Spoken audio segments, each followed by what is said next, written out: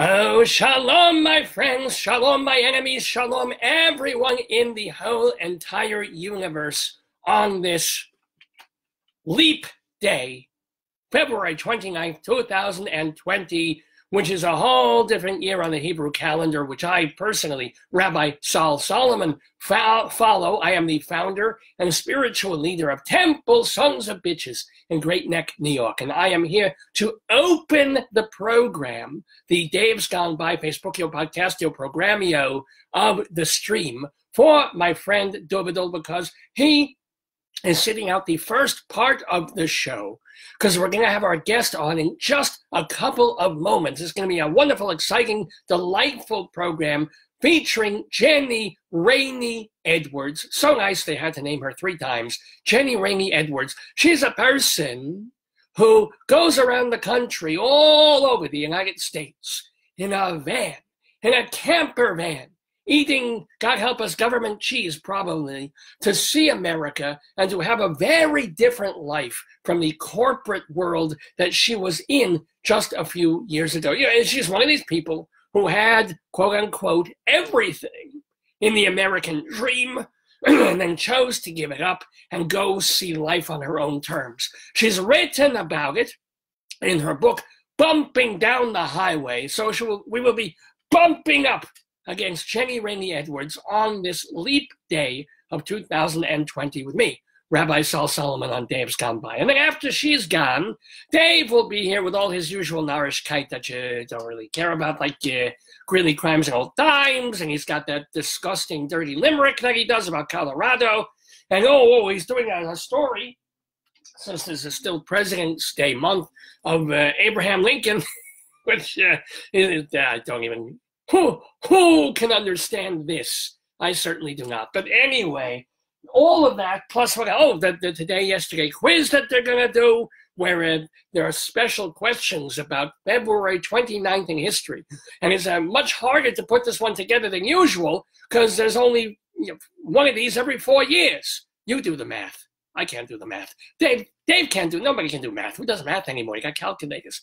But anywho, we've got all that coming up. Plus, Dave is going to go inside Broadway to talk about the theater that he loves. It's all on this episode, the 735th edition of Dave's Gone By. We're calling it Faith of Leap. Get it? Faith of Leap of Faith. This is the kind of wordplay that keeps Dave up at night. But not me, Rabbi Sal, who in just a moment or two, hopefully not 3, because we want to get this done with. Hopefully within 2 moments, we will be talking to Jenni Raney Edwards in the Daverhood about bumping down highways. Ladies and gentlemen, but first, how can we not start? What a strange verbal construction that was.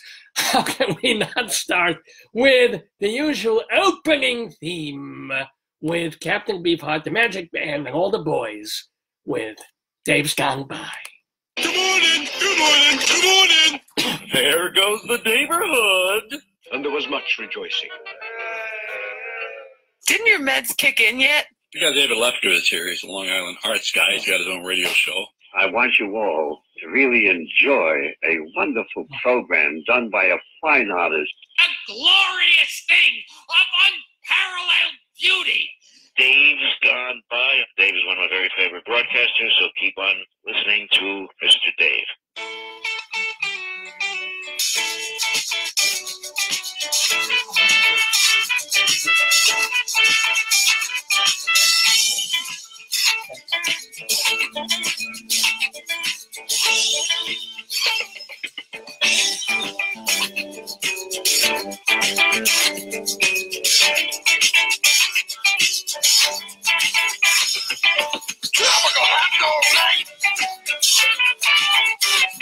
Like 2 flamingos in a fruit fight. Every color of day. Whirling around at night. I'm playing this music so the young girls will come out to meet the monster tonight.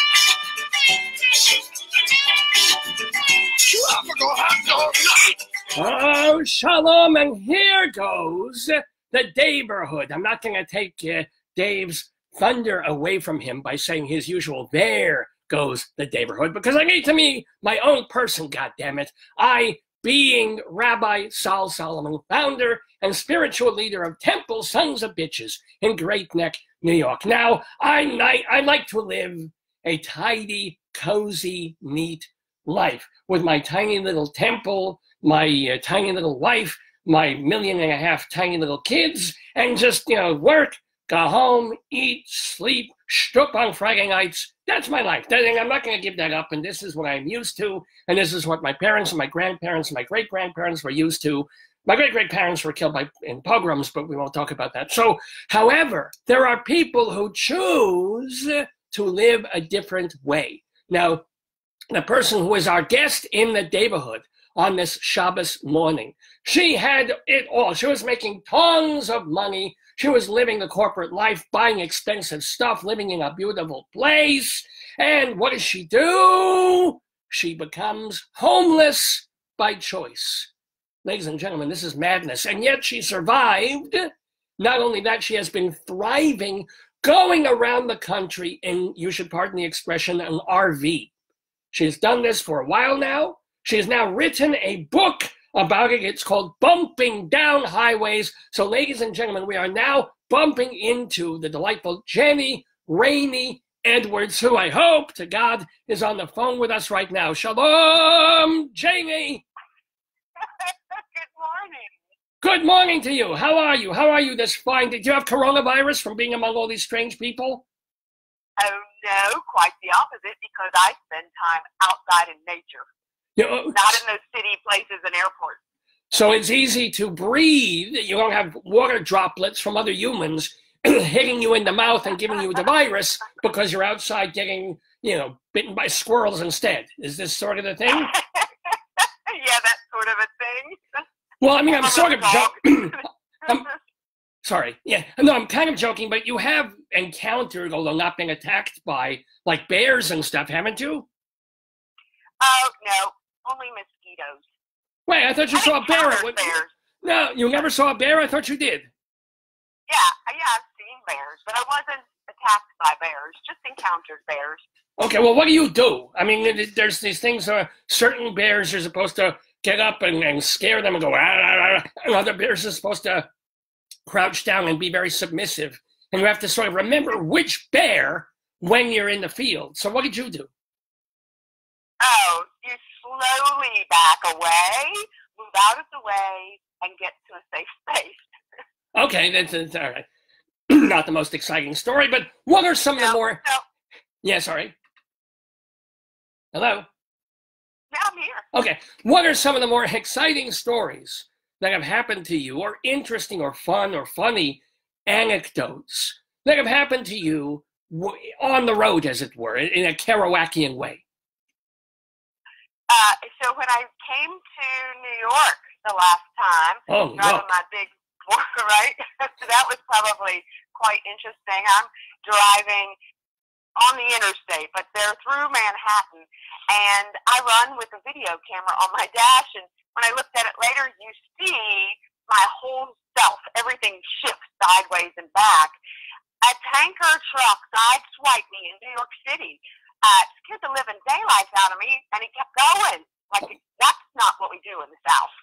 No. In the South, you come out at night and lynch people. In New York, we hit you head on right in the middle of the day. It's very different the way Northerners do their thing. Just right. But so welcome to Manhattan. Welcome to New York. This is the way we behave. So, but what did you think of it? You had never been in New York before?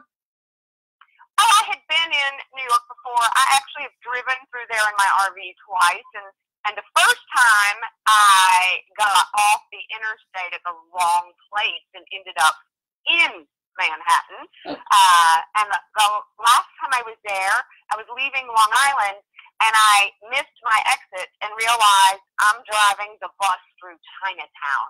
So I'm getting good at driving on your road. Well, the only problem with driving through Chinatown is an hour later you want to drive through again. But no, also in New York, you can only drive about 3 miles an hour. I mean, how do you? Right. Yeah, that's the only real problem. You ain't missing it. Chinatown is still part of Manhattan. It's just that people are a lot shorter, and they give you diseases now. So let's take it back. Let's roll it back. You had Jenni Raney Edwards, this kind of idealized American Trumpian life, did you not? I did. I was following the American dream. I had it all. I had the 47 little black dresses and the Prada heels and the Louis bags, and it looked like I was living the American dream, but it really didn't feel like it. I didn't have real connections with real people. It was all work. And I was certain there had to be something more out there. I decided maybe I got the definition of success all wrong because I worked for the man. I did what somebody told me every single day. And I went on this little road trip that was forced on me. It was totally outside of my comfort zone. I was used to 1,000 thread count sheets, and I love to travel, but the places that you get to by airplane, not the places you drive through and stay in little cabins with no running water. And along the way, I quit worrying about what people thought about me and fell in love with the scenery and the sights. We have so much to see here in our country. And I came back and I bought a little camper, and still I wasn't planning to live this life. I just thought, well, next time I travel like this, I'll have my stuff with me. And I fell in love with RV life. I found a community of people that didn't care what my religion was. They didn't care what my job was, how much money I made, my political preferences. They didn't care about any of that. They only cared about spending time with me, with each other, with sharing their stories and helping people. Well, here's the deal. Wait a minute. But what I want to understand, Jenni, is that, may I call you Jenni? Oh, absolutely. Yeah. What is your Hebrew name? You're not Jewish, but what is your Hebrew name? Do you know? You know, I don't know. We'll have to find that out. My best friend is Jewish. I'll have to ask her. Some of my best friends are Jewish, too. Yeah, most of my best friends are. But anyway, so Jenni, I'll call you Jenni to Jewify it a little bit. But here's the deal. Okay. If you are hanging with all these people who start strangers and then become friends, but you're not talking about your job, and you're not talking about politics, and you're not talking about religion, what the hell do you have to talk about?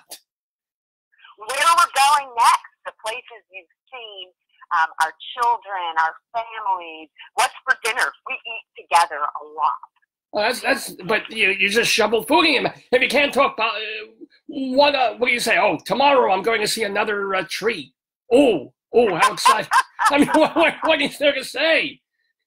Oh, see the painted desert, or Yellowstone, or the Grand Canyon, or we're going in search of a waterfall that's hidden back in the woods that no one's been to.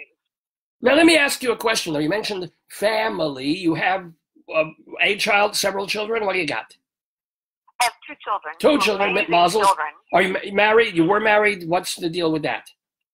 I have been divorced for many, many years. I think coming up on probably 30 years. Oh, wow, mit Mazel, but okay, here's the deal. When you're traveling, where are the 2 kids?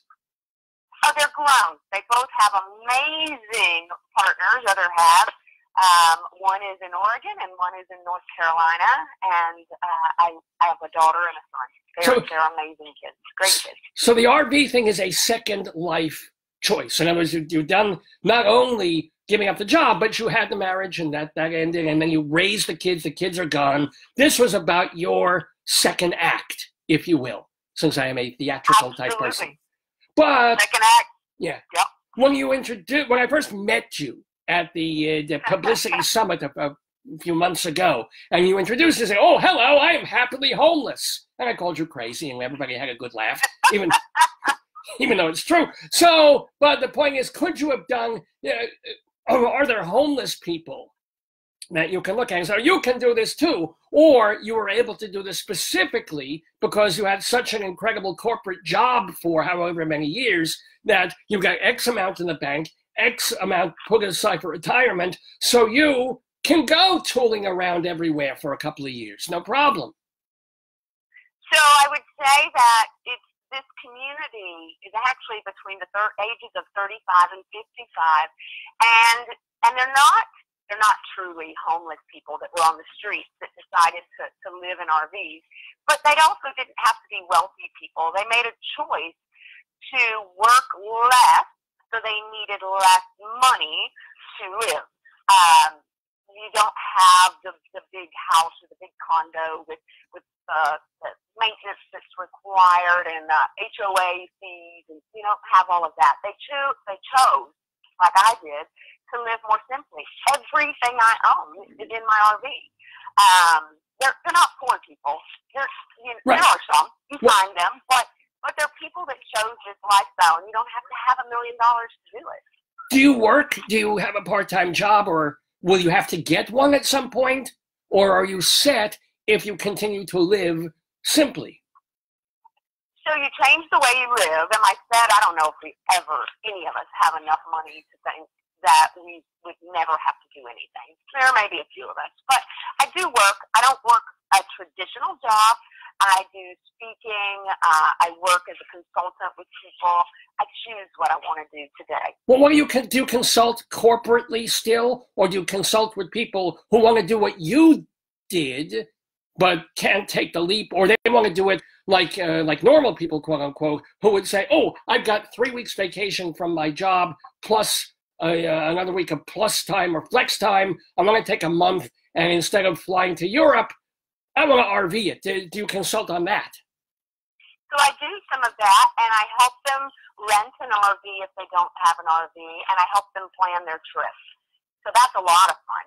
And then I get to see the pictures and them on the road and how much fun they're having. And if they decide they want to live this lifestyle, I help show them how to do that, how to sell the house, how to turn that money around into living life, really living life, instead of working for someone else every day. All right. I mean, it sounds romanticized, but if you were to do this, let's say another 2, 3, 4, well, no. I mean, it's still new-ish to you. How long have you been doing this? A year and a half, 2 years? 5 years. 5 years. All right. That's a long time. That's half a decade, because I can do some math. But do you think maybe after a couple more years, it's like, well, where do you wash your clothes? Do you have a thing in the RV, or do you have to find a laundromat? I mean, where do you do the simple things like that? So we have washers and dryers in the big RVs, but they're very small and they're not very efficient. So I look for in RV parks that have clean laundry spaces, and some of them have really, really nice laundry facilities that you can use. And then when I'm traveling, I have friends everywhere now, and sometimes I stay in someone's yard along the way or on their farm, and I can wash things there as well. That's all right. I mean, you can, an RV, I've never actually been in one, but it has, what, a stove, you can cook, you have a fridge. So have you seen those big tour buses that some of the movie stars or musicians have and travel in? Oh, sure. I mean, I'm inviting into them all the time, yeah.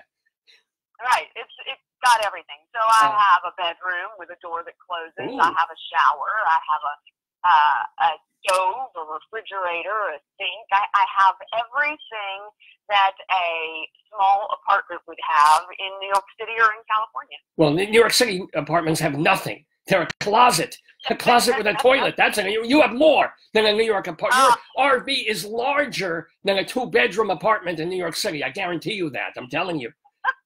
But here's the deal. Let's get personal. Let's get naughty. You've been on the road for 5 years, going around in your little RV with its private bedroom. Have you had any romantical kind of encounters? Any boyfriends along the way, or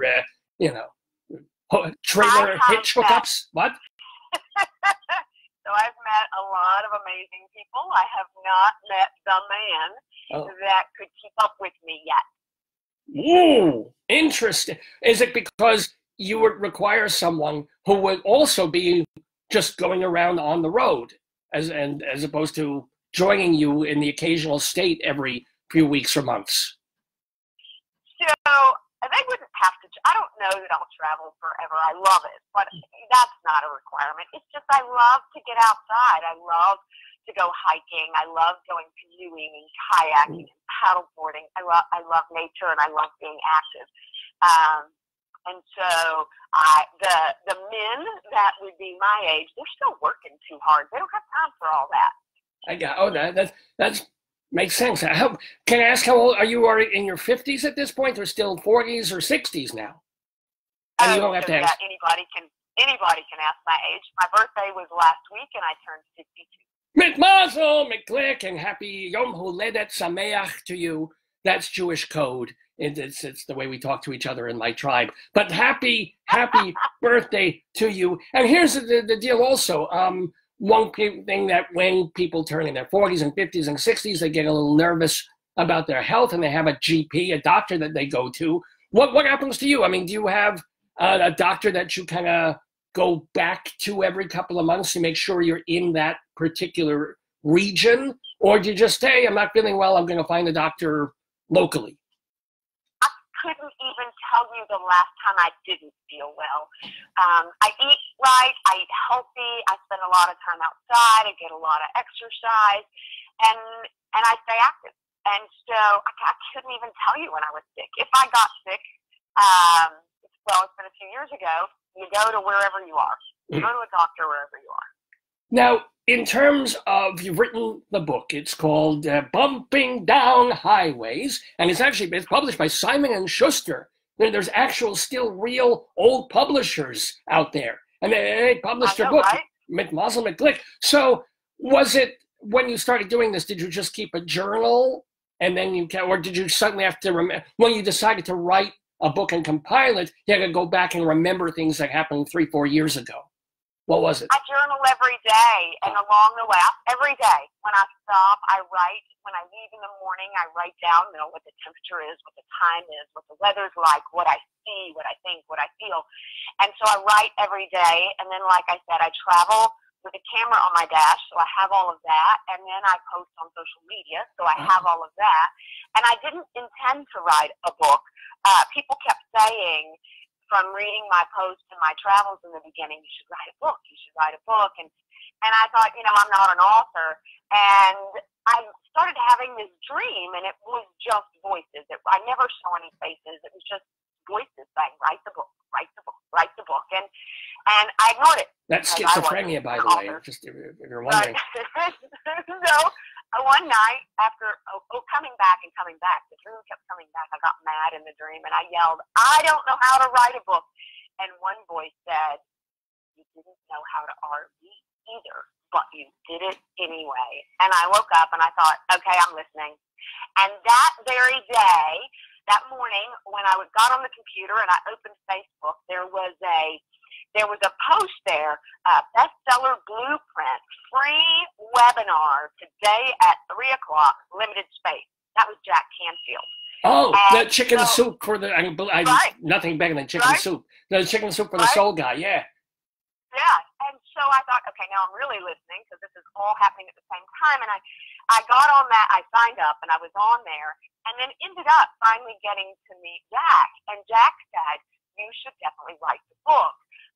And he connected me with Chris Harrison, which you've met, right. And he connected me with Deborah Englander, and he said, there's a woman that's in publishing. Maybe she can help you. Because I still was refusing to write the book. I didn't want to self-publish. Everybody, including Jack, said you'll have to self-publish. First-time authors don't get publishing contracts. Everybody thinks they're a writer. And I said, then I'm not writing the book. So Deborah Englander heard my story. She said, write it. We'll figure it out. I wrote it in 2 weeks. 21 days later, I had a signed, not just signed, but signed negotiated publishing contract. So I think I was supposed to write a book. You hit lotto, ladies and gentlemen. In some insane way in your life, you hit lotto.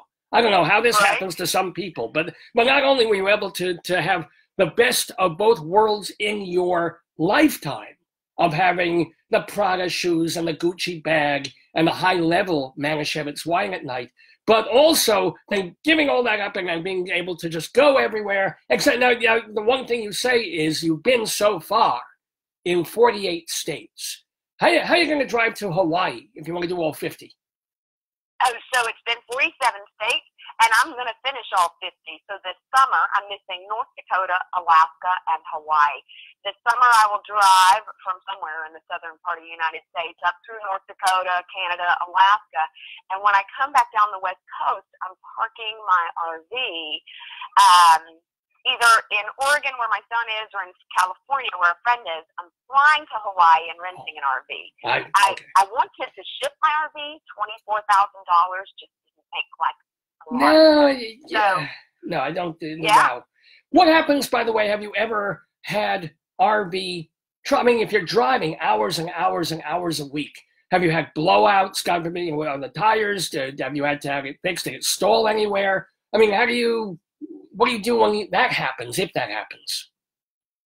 So I've never had a blowout yet. I expect to have one in Alaska, they tell me. I may have several, but I have had problems. There's always something that goes wrong. I mean, it's like driving through a hurricane. You're driving through high winds, you're bouncing down or bumping down the roads, and stuff always goes wrong. My biggest problem, I've had slide issues where the part of the RV comes out on hydraulic slides to give you more room inside. I've had self-leveling jack issues. But when I have a problem, people are always there to help me. If I'm in an RV park, the people around me help me, or they give me someone to call there are a lot of people that do mobile RV repairs, so I have somebody to call to come fix it. But most of the time, it's the people around me. Facebook is incredible. I'm part of some groups, and if there's something that I can't figure out how to fix or there's no one around to fix it, I post the problem, and people have walked me through it. Wow. I mean, I learned how to do a lot of stuff. Do you subscribe to the notion, Jenni Raney Edwards, do you subscribe to the idea that people are basically good? It almost hurts me to say it, but do you think that people are generally good? I think they are. I think that there are bad people everywhere, but I think that there are more good people than bad people. And if you give people the opportunity, they'd rather help you than hurt you, most would. Huh. I mean, that's a pretty, to go across the country and discover that. And then especially when the media tries to make it look like we're all so incredibly polarized and we all hate each other and we can't talk about anything anymore without it coming down on one side or the other. And then, you feel this way about religion and this way about abortion and politics. And you're just saying, yeah, if you leave all that aside and you just ask for help from somebody, they're going to help you. And probably more help than you even ask for, because just because they're basically decent human beings. This is true. This is absolutely true, and a lot of times I don't even have to ask. I think there's a story in the book about having a problem with my steps in my RV at a gas station. So the steps that come out of your RV are electric. So when you open your door, they automatically come down. Well, when you close the door, they're supposed to come back in. And here I am in some podunk town in somewhere, USA, and I am on the ground, laying flat on my back under the RV with my flip-flops and my pink toenails sticking out. And the next thing I know, I see cowboy boots outside. And he says, "Ma'am, do you need some help?" And that happens everywhere. If someone sees me doing something, somebody shows up to help me. Has the shoe been on or the flip-flop been on the other foot? Have you come across people in some kind of trouble along the way, or I got real even minor trouble, and help them? Absolutely. In the beginning, I couldn't because I didn't know what the heck I was doing. But now I do it all the time. I see people coming in, and it's their first time RVing. There was a woman just about 2 months ago in an RV park in Jacksonville, Florida, and she was driving a truck pulling this massive RV that was hitched into the bed of her truck, and she had asked someone at the office for help. She said, "I've never done this. My husband and I bought this. We went on one trip, and he passed away, and we already had this reservation, and so I had somebody hook me up, but I don't know how to park it." This thing was probably 45 feet long behind her truck.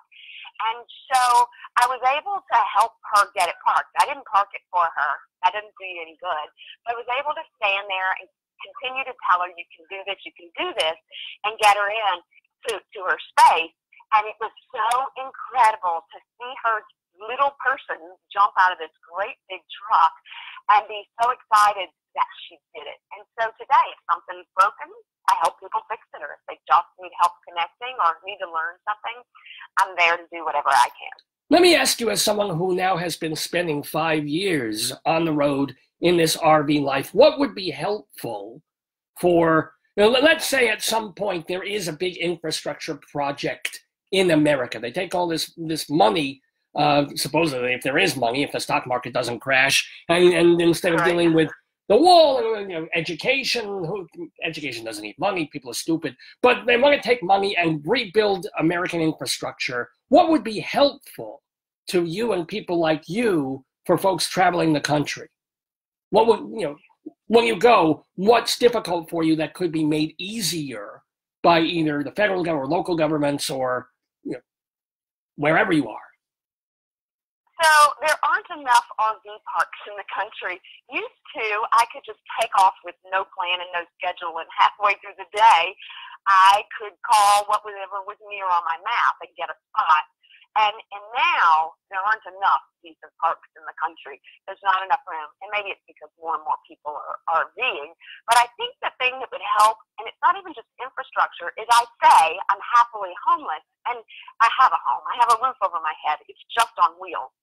But the government says I have to have a physical address. Like I have to have a home, like a house that's stuck on the ground. And without that physical address, you can't vote, you can't have a driver's license, you can't do any of those things. And I wish that, I would hope that someday the government would get that this shouldn't be a requirement. Well, how do you get around that? Well, how do you just give your parents' address or something? I mean, what do you do? So people do different things. You have a friend that has an address and you use that address. There are now some places in different states that you pay a fee for a physical address and you get all of your mail there and they scan it and send it to you, but you have an actual physical address. There are over 2 million people today that live full-time in RVs, and 13 million American families have RVs on top of that, and the number grows and grows every year. And the 2 million, that's only the 2 million we know about, because people are afraid to say, I live in an RV, because then they don't have an address. Well, but the other thing is, though, do you have to pay taxes? So I don't have to pay property taxes, but in your RV, you get tags for your cars and your trucks that you drive. Yeah. It's the same thing with an RV. So that's a tax. And then I pay federal taxes and payroll taxes.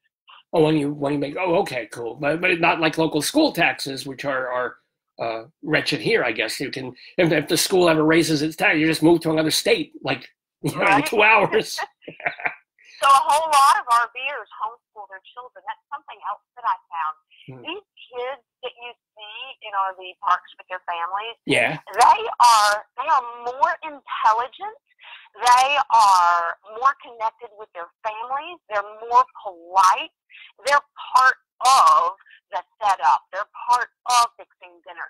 They are not sitting in front of a video game or their nose stuck in their phone. Actually, it occurs to me, do you have to ever do jury duty? I said duty. But do you avoid that by being on there, or once you have a physical address, can they call you for jury service? And if you're in California, you have to like motor down or postpone when you'll be local again, whatever local is for you. Right. So I have only been since doing this, contacted once, and it was dismissed, so I didn't have to go. It was but what? Sorry? In California. Dismissed. Oh, dismissed, the case was dismissed. But if I did have to go, it's my duty as an American, I believe, to go to jury duty. And so if it was a requirement for me to come back and I couldn't drive back in that amount of time, I probably would leave my RV where it was if I was too far away and fly back. So let me ask you, as we finish up our chats with Jenni Raney Edwards, the author of Bumping Down Highways. And by the way, I want to remind you that you can get the book and see her blog and the things that she posts by going to her website, bumpingdownhighways.com, bumpingdownhighways.com. com. So this is the place, of course, to do all of that. And plus, it's a book published by Simon & Schuster, no less. So you can get it on Amazon and all the usual places that bookstores are. But let me ask you some other highlights, if you will, from, if not the book, then your actual current life. Like greatest moments that you've had being on the road, like Charles Kuralt. Oh, it's the people that I've met. That's the most incredible thing. And it's things like finding Shoshone Falls in Idaho. It's an amazing waterfall that's similar to Niagara, but tourists don't go there. There are some, but not many. And it was probably more beautiful, and I enjoyed it more. It's learning how to do things. When I bought my big motorhome, I thought, how hard can this be? And I didn't test drive it. I gave the dealer a check, climbed in, and couldn't keep it on the road. And so the book is the stories of all those stupid things I did along the way. But I did it anyway. People ask me, aren't you afraid? And I tell them I'm afraid every day. I just learned that courage isn't the lack of fear, doing the things you're afraid of in spite of the fear, because the goal is more important. And that's what bumping down highways is all about, just continuing to do things. You hear about the mistakes, and you hear about my fears and my triumphs. And it's just, today, I'm excited. I think that I am going to be the first woman to have RV'd in all 50 states. That's pretty dang exciting, and I hope that inspires other people, not just women, to think outside the box and live the life they dream. Well, wait. After the 50 states, will you suddenly be like, there's Europe? So I've talked about that. I don't know what's next. I'd have to rent an RV, but people are RVing in Europe. I don't know what's next. And are the steering wheel's on the wrong side of the car? Suddenly it's like, I'm RVing on the left, so what the hell? What is this? Or on the right side, I don't know. Right? I think you have to learn how to drive again. It's true. That's right. And maybe a big giant, and when you're in Poland, a unicycle with a thing on the back. Because, it's still not so developed. I'm kidding. I make joke. Of course I make joke. We have been talking. But speaking of, by the way, I do have to ask. You've been in, as you said, 47 or 48 states so far. Did anything happen, and I forgive me for saying this phrase, for forgiving me for putting these two words together, and even mentioning this. But you were in, it hurts to, were you in New Jersey? I was. And? I mean, it's New Jersey. Come on. Well, it depends. I've been there several times. Oh, several times. And you survived. Yeah. Well, you do carry, you said somewhere, I think in the book or you've written about, that you in terms of coping with a fear, you carry a knife and a gun. You have a handgun. I mean, I carry a sharpened mezuzah. That's what I do. Right. But you've never have you ever had to produce those or use those or anything like that? I've never had to pull a trigger. I have never pointed down at anyone, and I hope to never have to.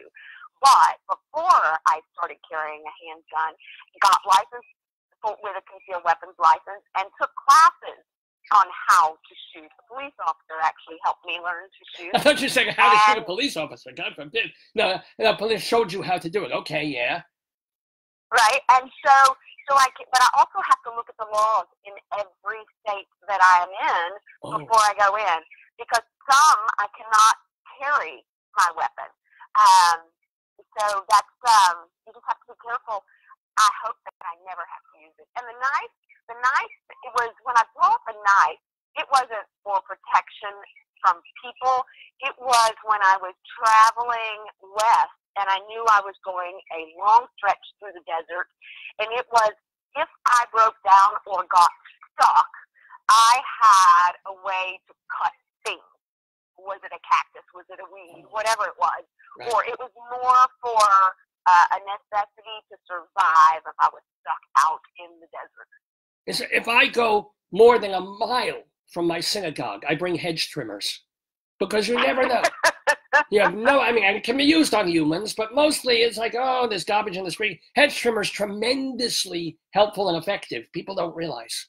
They should. They honestly should. What do you do with a hedge trimmer? You trim hedges. What do you think they call them, hedge trimmers? the matter with you? We've been talking with Jenni Raney Edwards, the author of Bumping Down Highways. Last question for you, Jenni, if I may call you that. You have a quote.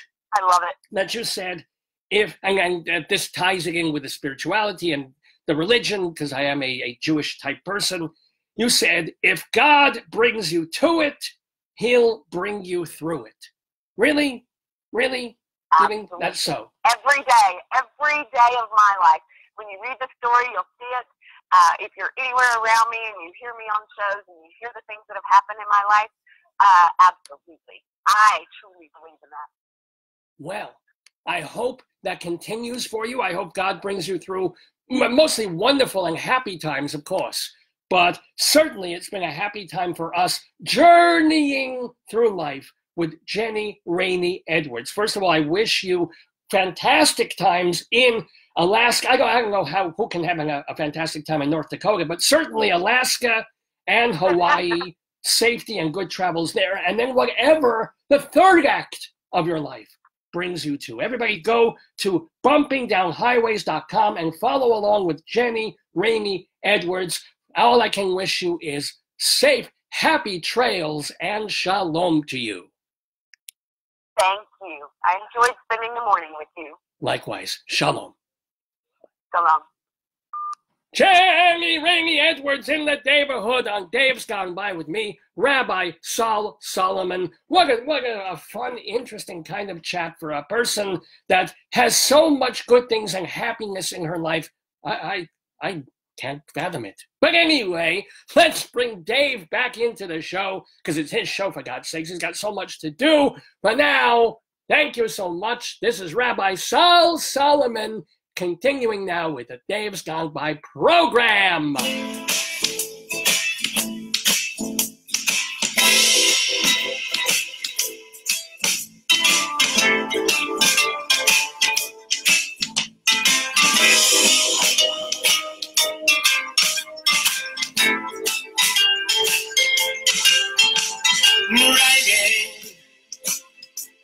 Riding in my RV, wherever I want to be, because I'm free in my RV. Yeah, I'm riding. I'm riding in my RV, wherever I want to be, because I'm free in my RV. There's actually an official video to that on YouTube. And it's not Uncle Grandpa singing, believe it or not. Anyway, welcome to the Daverhood. I'm Dave Lefkowitz, the proprietor of the Daverhood, king of my castle here on Dave's Gone By. We do this every Saturday from 9 until noonish or thereabouts. We've been doing it since October of 2002. It's comedy, it's humor, it's culture, it's interviews, it's weirdness. It is 17 and a half years old. And so if you want to find out more about the show, go to davesgoneby.com. Remember, that's Dave like my name.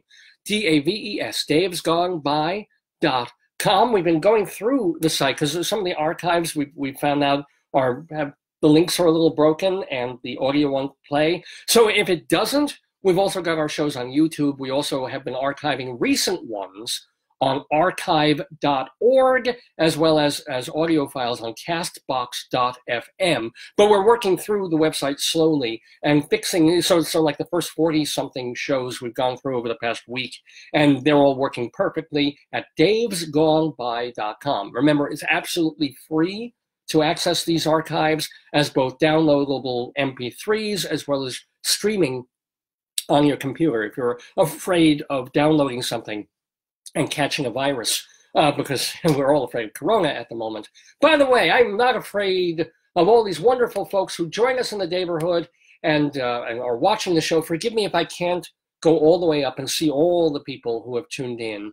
But I've got, let's see, there's Bob, and of course Fred from Friendy, and Tony, certainly, and Matthew, and Rob, and Trevor. Oh my gosh, Trevor from my old radio station, and Timothy, a writer, a music writer who was on this program many years ago, and Tom from the radio station out in Colorado. that I was on at the university, and Stephen and Warhol, of course, Warhol's tuned in, and Bert and Dave, oh my God, Dave J, who did our theme song. He tuned in for a while, or he may still be watching. I hope you are. Chris and Carla and Doug. Oh, Doug, my gosh, good to see you. He was at, or part of, a fellowship that I was at that the USC and the National Endowment for the Arts put on. This is going back like 15 years. So hey, Doug, and Claudia from my high school. It'd be nice if I didn't recognize so many people who are tuning into this program. It'd be great if there were more strangers that I'd never heard of. Like, ooh, I think I'll check this show out every week and enjoy it. But I'm certainly grateful for anybody who tunes in and joins us for Dave's Gone By every Saturday here in the Daverhood. We're calling this episode Faith of Leap, because it is Leap Day. It's February 29th, 2020. It's our 735th show. And we have a lot of our usual stuff coming up on the program. We've got our Colorado Limerick of the Damned, where we are going to Severance, Colorado today. And it's one of the rare places in Colorado because I drove there. I had a car, but didn't really drive that much except locally back and forth to school or shopping. Or sometimes we go to Fort Collins. Once or twice I drove to Denver and Boulder once or twice. I mean, really, we were not, unlike Jenni, Raney, Edwards, I was not an adventurous person or driver. So I didn't get to see so many places in Colorado that I should have. Never went to Vail, never went to Colorado Springs or Pueblo or much smaller towns. I mean, I was in the state for 8.5 bloody years and didn't see that. But we did go through Severance, because it is up on the way to Fort Collins, a little north, I think northeast of Greeley, where we were. So I can tell you a few things about Severance. And there isn't that much to tell about Severance, Colorado, but we still have a poem about it, our Colorado Limerick of the Damned, coming up. We will have our Today-Yesterday quiz, so hopefully my cousins, Cynthia and Jeff, will be tuning in, and you play against them most of the time. And even, actually, my cousin Mark played last time as well. It's a trivia game. I come up with a few questions about February 29th in history. And there haven't been as many February 29ths as there have been of all the other days of the year, right? The 365 other calendar days. But so this one was a little harder to work on. But I did. I came up with some trivia questions, and those go into the Today-Yesterday quiz. You try and beat Cynthia and Jeff with your answers. No fair Googling, no fair binging or wikiing. It's a trivia quiz, and I hope you enjoy it. So we'll be doing that as well. We will have more of our story time. And this is absolutely, I mean, the story isn't as wonderful as the friggin' cover of this book. This is one of the greatest things I have ever seen. I'm sorry. It's just in time, Abraham Lincoln, these young boys ministering to him, presumably after he's been shot, or maybe he's just upset. It really looks like he's dyspeptic. He has an upset stomach. He doesn't even know what's coming, what other medical issues he's going to have. But yes, it's Just in Time, Abraham Lincoln by Patricia Polacchio. And Jenni just tuned in. She's now, since she's been on the show, she's now a fan and watching the show. She said it was great fun. Thank you, Jenni. It was wonderful fun to have you on the program with Rabbi Saul, too. And welcome to Frank, who has just tuned in also.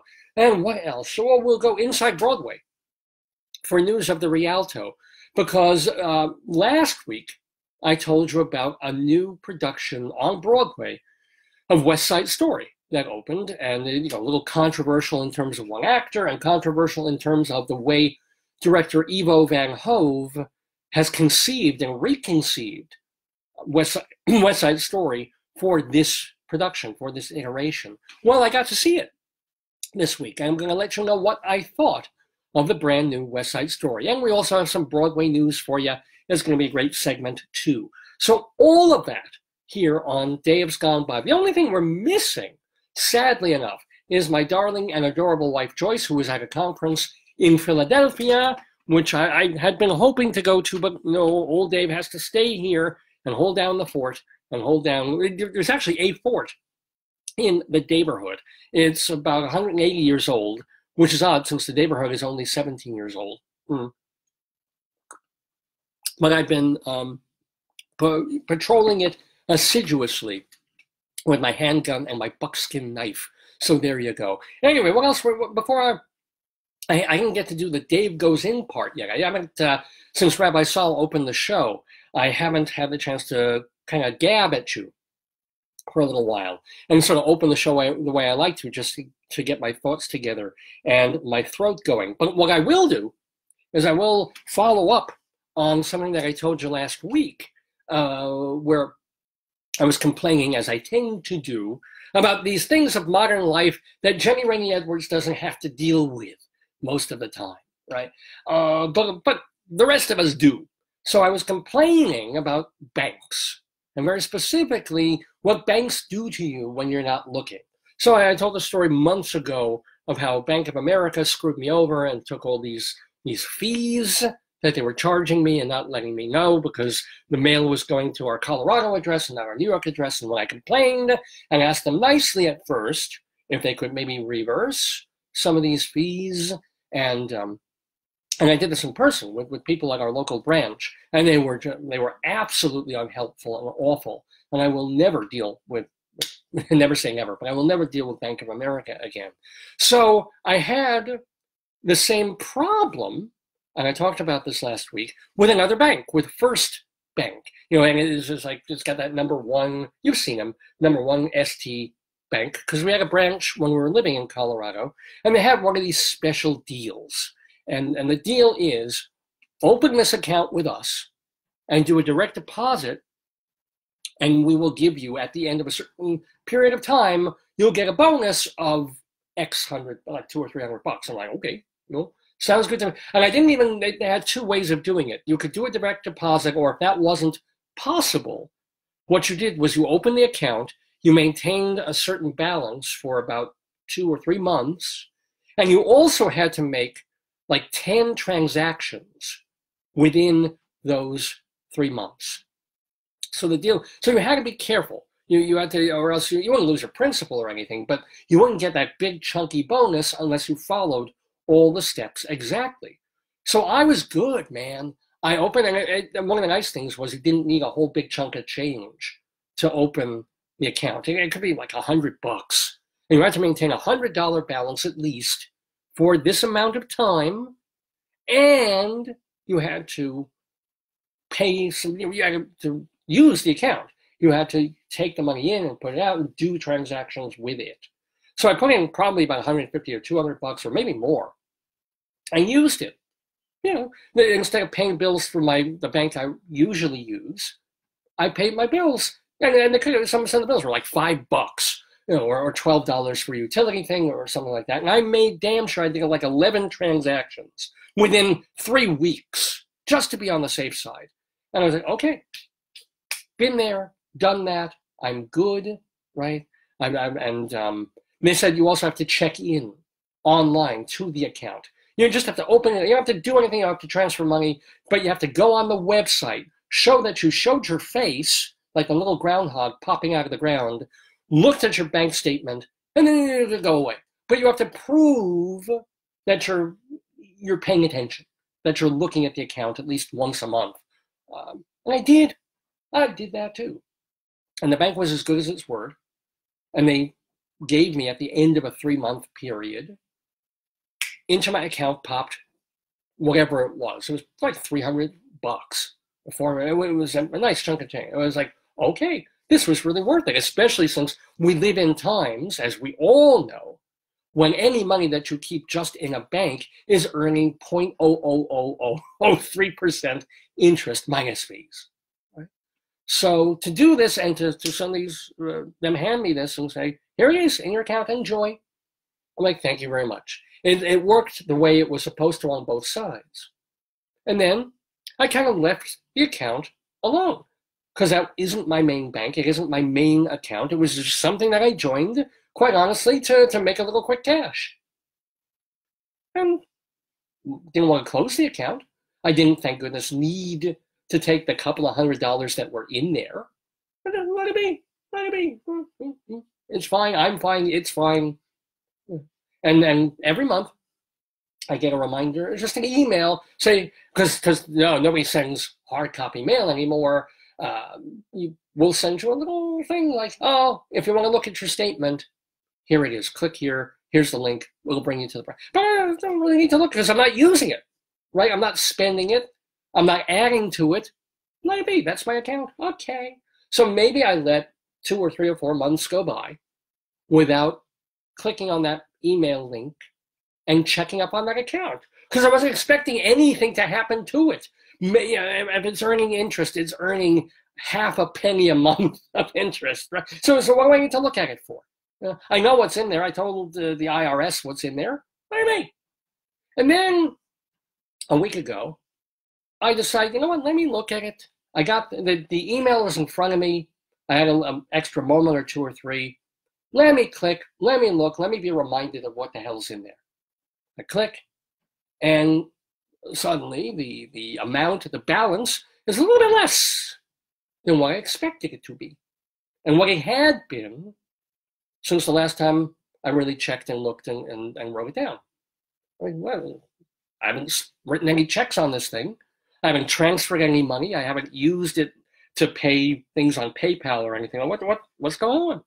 And lo and behold, this bank, where the account I started maybe only a year or a year and a half ago, was suddenly docking me $10 a month in, quote, an inactivity fee. That because I wasn't using the account, it's inactive perhaps, and the bank is just doing all this terrible labor and work to keep it open, to hold my money for me. Somehow that costs them $10 a month that they've got to now pass on to me, right? Without any alerts, without letting me know, that the status of the account has changed. That somewhere in there, it isn't like, oh, if you overdraft, we charge you this, like credit cards. If you write a check and something hasn't cleared, there's a penalty for this. If you go under $1 or something, no, it was an account. It was sitting there. It was fine. And I just happened not to look at it. And suddenly it's like, oh, well, inactivity. Let's just deduct $10 last month. We'll deduct $10 this month. And this is exactly what happened to me with Bank of America, where month after month, they just chop. They were taking like 15 a month or more at Bank of America. This one was taking 10. I'm like, well, wait a minute. And of course, I'd look at this on a Friday afternoon or something when the bank's already closed, and I can't deal with it on Saturday because I'm on the air here. And you know how you stew over things, right? And I talked about it last week on this. It did happen on a Friday, and I talked about it last week on Saturday. And I was literally in bed at night, my heart pounding, because that's a trigger for me. And I mentioned this. It's that someone's taking something that is rightfully mine away from me. You know, a thief can steal your wallet. It isn't so much that you might have had $50 or $150 or even those credit cards. That's a pain in the ass. But it's that something has been, your person, your stuff, your space has been violated.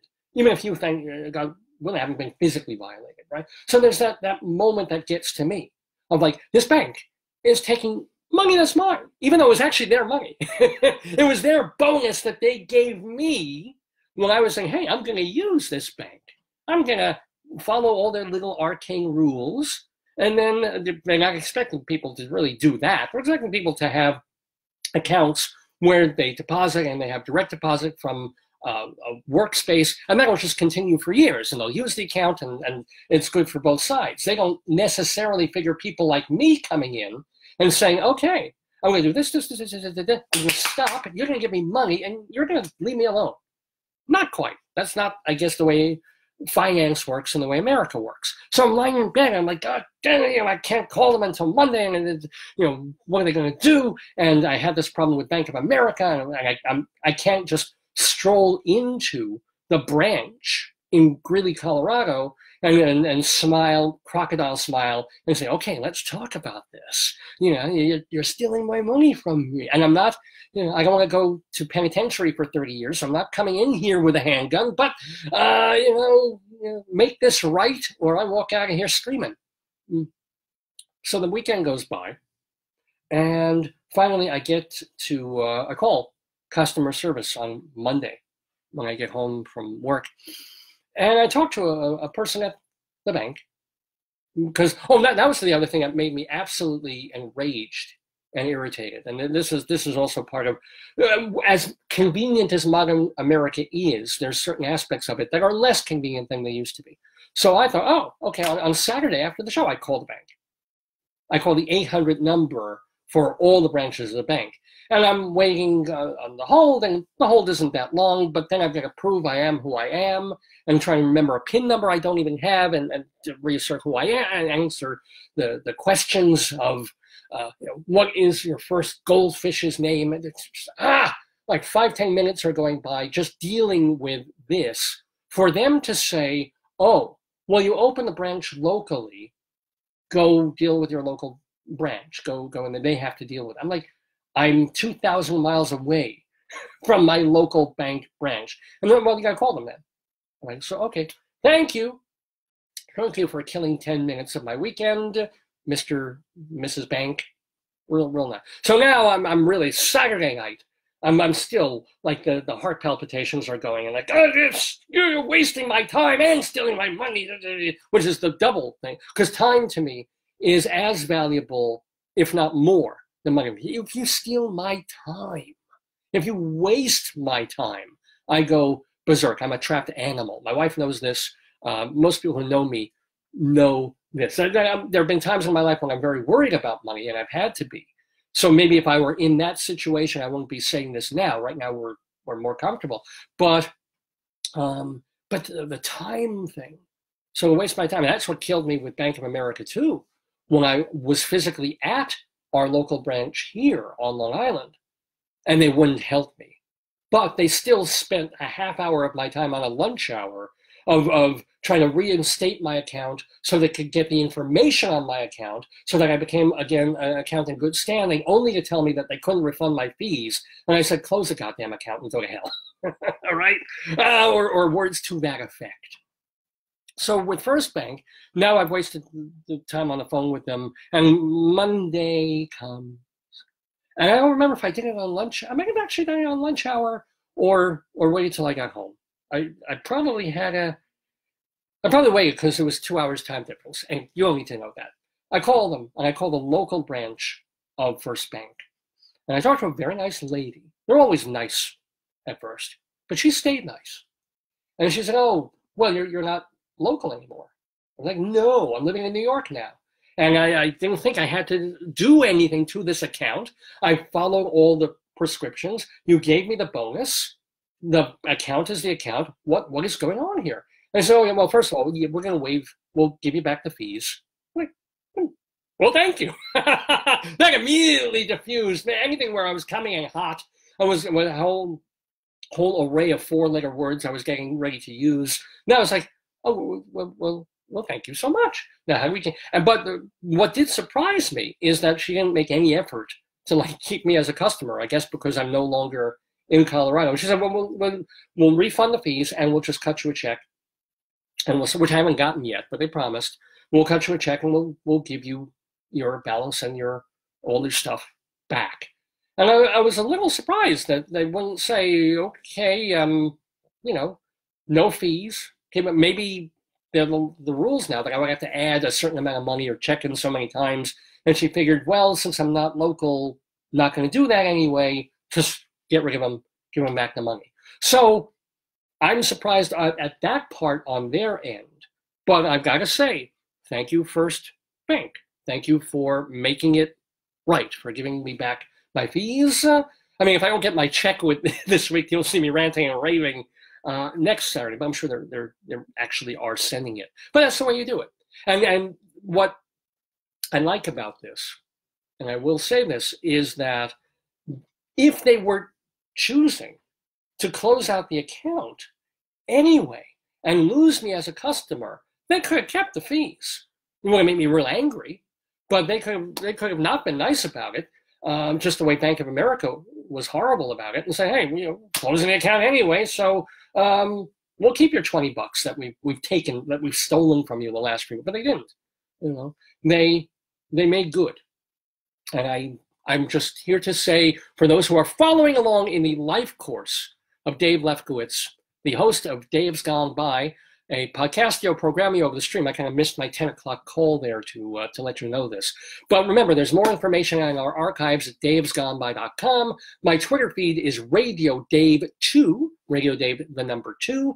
And what else? Well, I told you about all the archive stuff, etc. So, and it is February 29th, 2020, 10:06 a.m. Eastern Time in the Daverhood as we continue our 735th edition of the program. So before we get to more stuff in the program, I will talk, unlike the RV people, I will talk a little bit about politics, just a little tiny bit. Because, I mean, who isn't talking and thinking about this? I've got to say, I am so betwixt and between at this point in terms of the Democratic side, the Democratic Party. I am technically a Democrat. And if the Democrats could put up someone who I could put up with, I might actually vote Democrat in the next election. I certainly voted Democrat in the last one. A lot of good that did me. But, you know, Bloomberg, well, let's talk Bloomberg. I've got to say that my mom and I, since my wife's out of town, I had dinner with my mom last night at home. And whenever we can, we watch Jeopardy together. Because I'm over 50. I'm actually 56 years old. I'll watch Jeopardy. With or without Alex Trebek, with or without Art Fleming. It's friggin' Jeopardy. And we enjoy it. We sit there and we have a meal and we watch Jeopardy. So I'm watching the show with her. And every commercial break, and we're watching the news for a little bit leading up to Jeopardy at 7 o'clock. Every commercial break, like 4 times in a half hour, starts with a half-a-minute Bloomberg commercial. The same half-a-minute Bloomberg. I have never seen anything like this. There were radio stations in the 1950s and 60s, your top 10, top 40 radio stations, where they'll do the jingle. They'll do their call letters 12 times, 15, 100 times. After every song, you'll hear, New York. And they just do that and they get it over with. And you hear it that many times. Of course, they're branding the station. But those aren't even advertisements. Those are 3-second jingles on WM, right? Okay. But this is a half-minute commercial for Bloomberg. Same freaking one.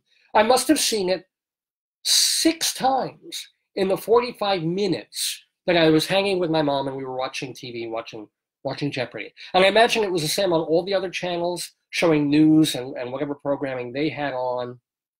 And a couple of things got to me about it. First of all, Bloomberg has the money. He's got the team behind him. He could probably make like 3 or 4 different commercials and at least stagger them and make a couple of them amusing and entertaining instead of just like super grim serious.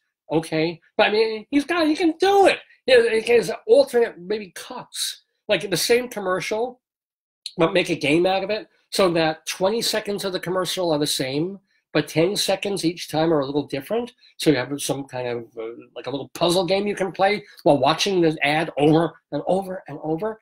But the other thing that got me about this ad was, and it just, this pisses me off about the whole party and everyone involved, is that it went after President Trump, not on immigration, not on women's rights, not on anything. It went after him on coronavirus. Like this virus that's only, a month and a half old, virus that started far away in another country, and just said what a terrible job Donald Trump is doing to prepare for this virus that's probably going to hit America. And that's why the stock market's tanking. But you need a Bloomberg in power because I know how to handle this kind of crisis. I would help this. I'm like, what? It's an airborne, sputum-borne virus that people get. And when they cross over from one country to another, they get on a boat or a plane or something, it spreads. And what? Donald Trump is not responsible for coronavirus. I mean, what did the New York Times even bother to read the article? It called him Trump's virus or Corona Trump, whatever the hell they got. It's like, how is this man whom you may hate as president? That's fine, but you really blame him for what? For not quarantining entire cities, for not suddenly earmarking $180 billion to the CDC because we're facing another AIDS, except it's not really not half as deadly as AIDS or anything like that. It's like, what do you want the man to do? And suddenly you're positioning yourself, Bloomberg and some of the other people in the debate, as these people who are better equipped than the president to handle this. Now, there is this idea that Trump has cut funding from the CDC and the NIH. And I believe that is true. I mean, if you talk to people, Fox News is disputing it. Some of the right wing is disputing, and they're saying, no, he didn't really do it. There was talk of cutting from the CDC, but they didn't actually. I am not 100% sure what the full story is. And so if he did cut funding from the CDC, shame on him, right? And from the NIH, double shame on him. If he was considering it to balance the budget, but ultimately, and threatened to, but ultimately didn't, good for him. And he bumped up the budget on that. Or if he realizes, hey, we have a crisis, let me bump up the budget now. Double blessing on him. So it's kind of like, but to slam this man for not dealing with, quote unquote, a crisis that we're still figuring out how to deal with, and that is still, we're not the ground zero the way, I mean, Africa was ground zero, I guess, for AIDS, but then New York City became the real ground zero for it.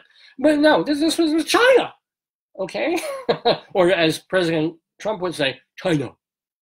It's not us. What is he supposed to do? I'm assuming he's trying to do it. And he might very well say, hey, look, my whole thing has been about closing borders and keeping out people unless they are properly vetted and tested, and maybe now it'll be medically tested, so we're sure that they don't have catchable viruses like AIDS and TB and Corona or SARS. So, okay, again, it does occur to me that I do have a crown. It's appropriate for Corona week here in the Daverhood, and of course there's that other aspect of what the Democrats were really hoping for, and I've mentioned this a couple of times, so I'll go back to this, but this idea that everybody was expecting the Trump economy to crash. Not the Republicans weren't, but the Democrats were anticipating that we would find he was actually just a big blowhard and a con man, and the stock market would tank once it realized that, and he really didn't know anything about business. He just knows about putting his name on buildings and not actual buildings, et cetera, and so forth, and he went bankrupt, and all of that true stuff. And once Wall Street realized what it had, Wall Street would just tank. And also what I personally thought was that Wall Street was due for a correction anyway. That under Obama for 8 years, it was climbing back after the George W. Bush disaster. So things cycle, like within every 10 years, the market is due to just plummet and recorrect itself. Well, it didn't happen. The opposite happened, right? And I've said this before, that Trump is headed on rocket fuel. And the Democrats are now fretting because Trump can run on the economy, except this week. And shamefully, I'm sure the Democrats are in the back rooms hoping that, the stock market is tanking. It went down, whatever it was, 4,000 points. It was almost up towards 30,000, and it's back down to about 25.5, so 4,000 points it lost this week. Looks bad for Trump. And it keeps going down. He doesn't have the economy anymore, and then we can get him because we can get him on all this other stuff. And I'm like, that's not fair either. Man, Wall Street panicked. It sees a crisis overseas that is encroaching on our borders. And Wall Street looked at us and saying, factories are closing over there because they're afraid of the virus. This particular thing is closing or is quarantined. This is happening over there. We can't do business here. We can't open that. We can't, That hurts business in a very acute as opposed to prolonged, one hopes, way. And so the market's going to react to that. The market's going to have fear. And I don't know what happened. Like, coronavirus has been with us for, as we know, more than a month now, and the cruise ship and all this going on. We should have used it. Wall Street should have panicked 3-4 weeks ago. What happened last weekend that suddenly, speaking of virus and things going viral, did all these bankers somehow wind up with a mental virus, all these brokers, and say, we haven't really been paying much attention to Corona. Things have been chugging along. And yet they saw some report on TV. They read something in the Wall Street Journal or somewhere. And it's like, oh my God, coronavirus. And that Monday, right, or Tuesday maybe it was, everything fell through the floor. Dow lost 1,000 points that day, then another 1,000 next day, 900 the day after that. And it was like, well, how does this happen? How does Wall Street contract a mental virus that suddenly spreads to each other? It's that mob mentality thing where, Corona, I don't think is any worse today than it was 3 weeks ago. And yet suddenly, it's like Wall Street decided to take notice right then and there. I think the positive thing is that yesterday, when they started the day, Wall Street was down about 800, 900 points, and it finished the day only about 350 down.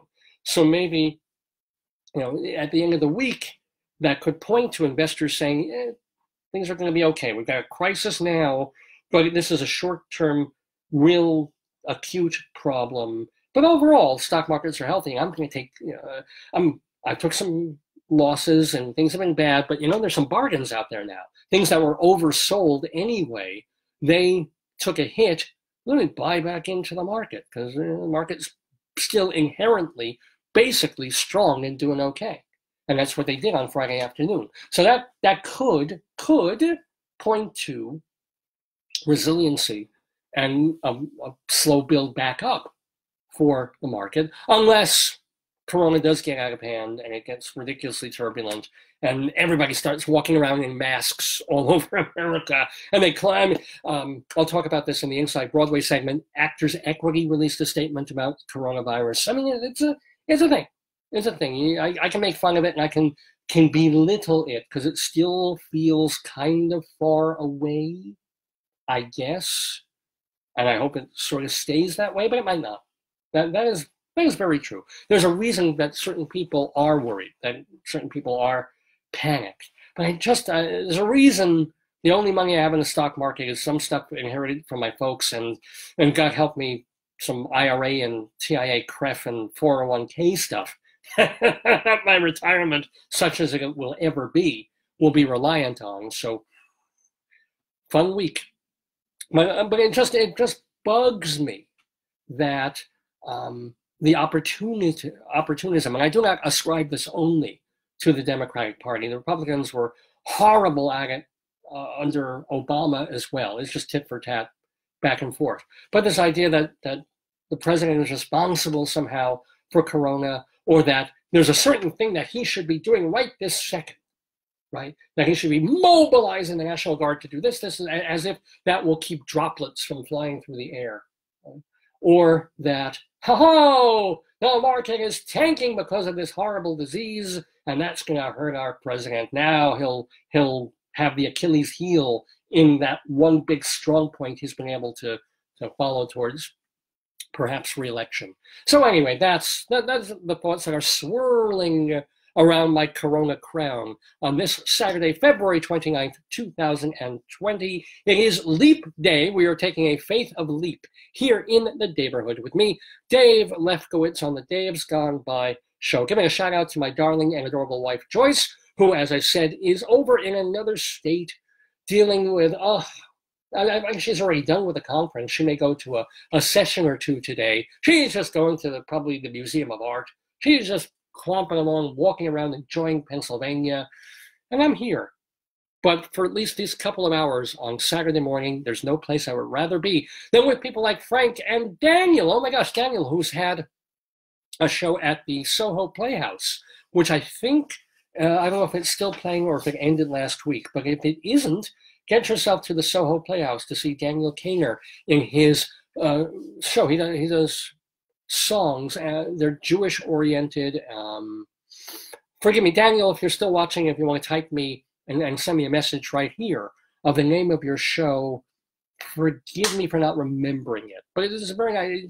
He plays these story songs, accompanying himself on guitar, and you can see him at the Soho Playhouse in New York. And he tours with the show. He's probably going to be doing it in other states soon, if not already. Welcome, by the way, to Jeff and Jolinda and to Paul and to all the other folks who are with us in the Daverhood watching Dave's Gone By. So, as I mentioned, we've got our Colorado Limerick of the Damned, where we're going to Severance, Colorado. We'll have our today-yesterday quiz of quiz questions about Leap Day of Leap Year, February 29th.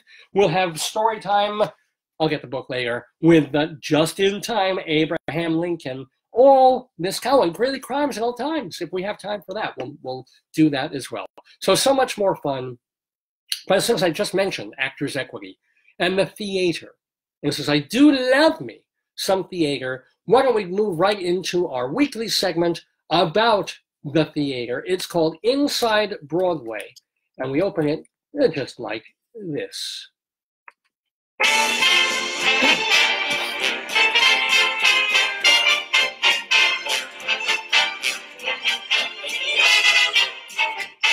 Inside Broadway, a look at theater on and off Broadway and beyond.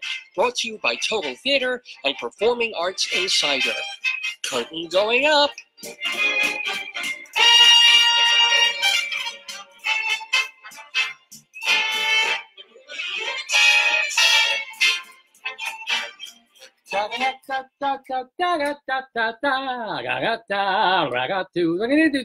Inside Broadway we go.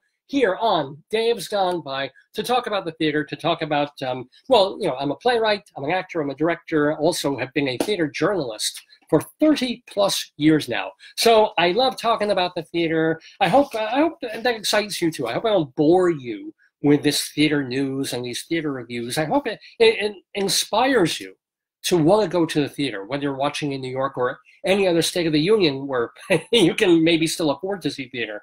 And of course, find ways. There's tons of discounted ways, especially still this time of year.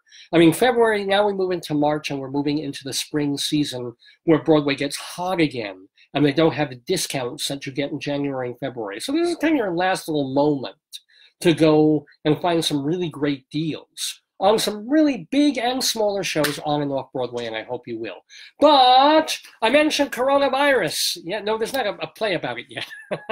You know, there's a zillion AIDS plays. I don't think there was ever a SARS play, but there's no coronavirus play yet. And hopefully, we won't see coronavirus affecting Broadway theater. But just in case, Actors Equity, which is the union that represents actors who appear on and off Broadway in union shows and in bigger theaters, they had to send out a statement. I mean, they've been approaching this. They're worried, man, as are, I guess, anybody who hosts like an indoor stadium, like indoor sports stadiums and tennis things where you get thousands or hundreds of people gathering in an enclosed space. Something to worry about. So Actors Equity sent out this statement last week, quote, "We have shared guidance with staff, posted resources for members, and we're having appropriate internal conversations." As what? You're having inappropriate conversation about this? He's like, oh, well, look at her. You know, if she gets coronavirus, it's going to hit those boobs. I mean, what would be an inappropriate conversation about this? But that the union is talking about coronavirus, maintaining business continuity if an outbreak becomes more severe. So that's the real thing. They want to know that if it comes to New York, if panic sets in, they want tourists and locals to be aware that they can walk into a Broadway theater, breathe what is around them, and not be scared. Maybe they're starting to stockpile masks in the basements of these theaters. So maybe that's what the $25, $50 theater restoration fee is now going for. They're just buying these little masks like they have in China for the pollution, and I guess now for Corona. Just everybody sits there watching the shows. Like, I don't know. But they're saying they're seeking guidance from health authorities to use best practices to deal with whatever might or might not be coming. So yeah, I mean, Actors Equity is staying on top of it, just because, you know, if it gets like Wall Street, if some weekend all these potential Broadway showgoers say, you know what, I don't want to be in an enclosed theater with 1,200 people, some of them from all over the world, breathing on or near me. You know, and then one person wakes up thinking like that, and then 50 and 100 and 1,000 and 12,000 people, then Broadway could actually get really, really seriously affected. We'll see, or infected, as it were. Okay, yeah, leave it to Michael Riegel, man. Guest in the Daverhood a few times back in the day, hasn't been on in many years, but Michael Riegel, who I knew back when he was writing for Theater Week and doing a show with Ezio Peterson on Columbia University's WKCR radio. And now Michael he's been the New York Post theater columnist for 20 years. He's now on WOR radio. I envy him to pieces. I hate him because he has the life that I want. But okay, it's okay. He's never done anything really bad to me, except forgot to call in one time to the show, Michael. But Michael Riegel, the one thing that he does, when he was working at the New York Post and I was working at Playbill, he was able to dig up stories that I wouldn't go near, that I couldn't, that I didn't even know about, because he hung around the back rooms and he knew everybody and shared drinks with everybody. And he knew, like, the dirt. He would, and when he could, he would get out there and print the dirt, the stuff the producers don't want out there, right? Not just promoting a show, but what's really going on backstage, financially, the personalities, the real juice, the pulp of Broadway, as it were. Well, he dug up a little bit this week. Beetlejuice, we've mentioned, Beetlejuice, the surprise-ish hit of the last Broadway season. It was doing all right, and the reviews were mixed to almost negative. You know, the critics liked the look of the show, but they weren't crazy about the book, and they didn't like the song so much, and et cetera, and so forth. So it was foundering at first, and the producer, the owners of the theater that it's in, put in a stop clause, which means that if the show goes below a certain level of money that it takes in every week, the theater owners have the right to find another show, to kick that show out and bring in something else. Now, a lot of times shows flop, and it's the producers of the show who decide to pull the plug because they're losing money.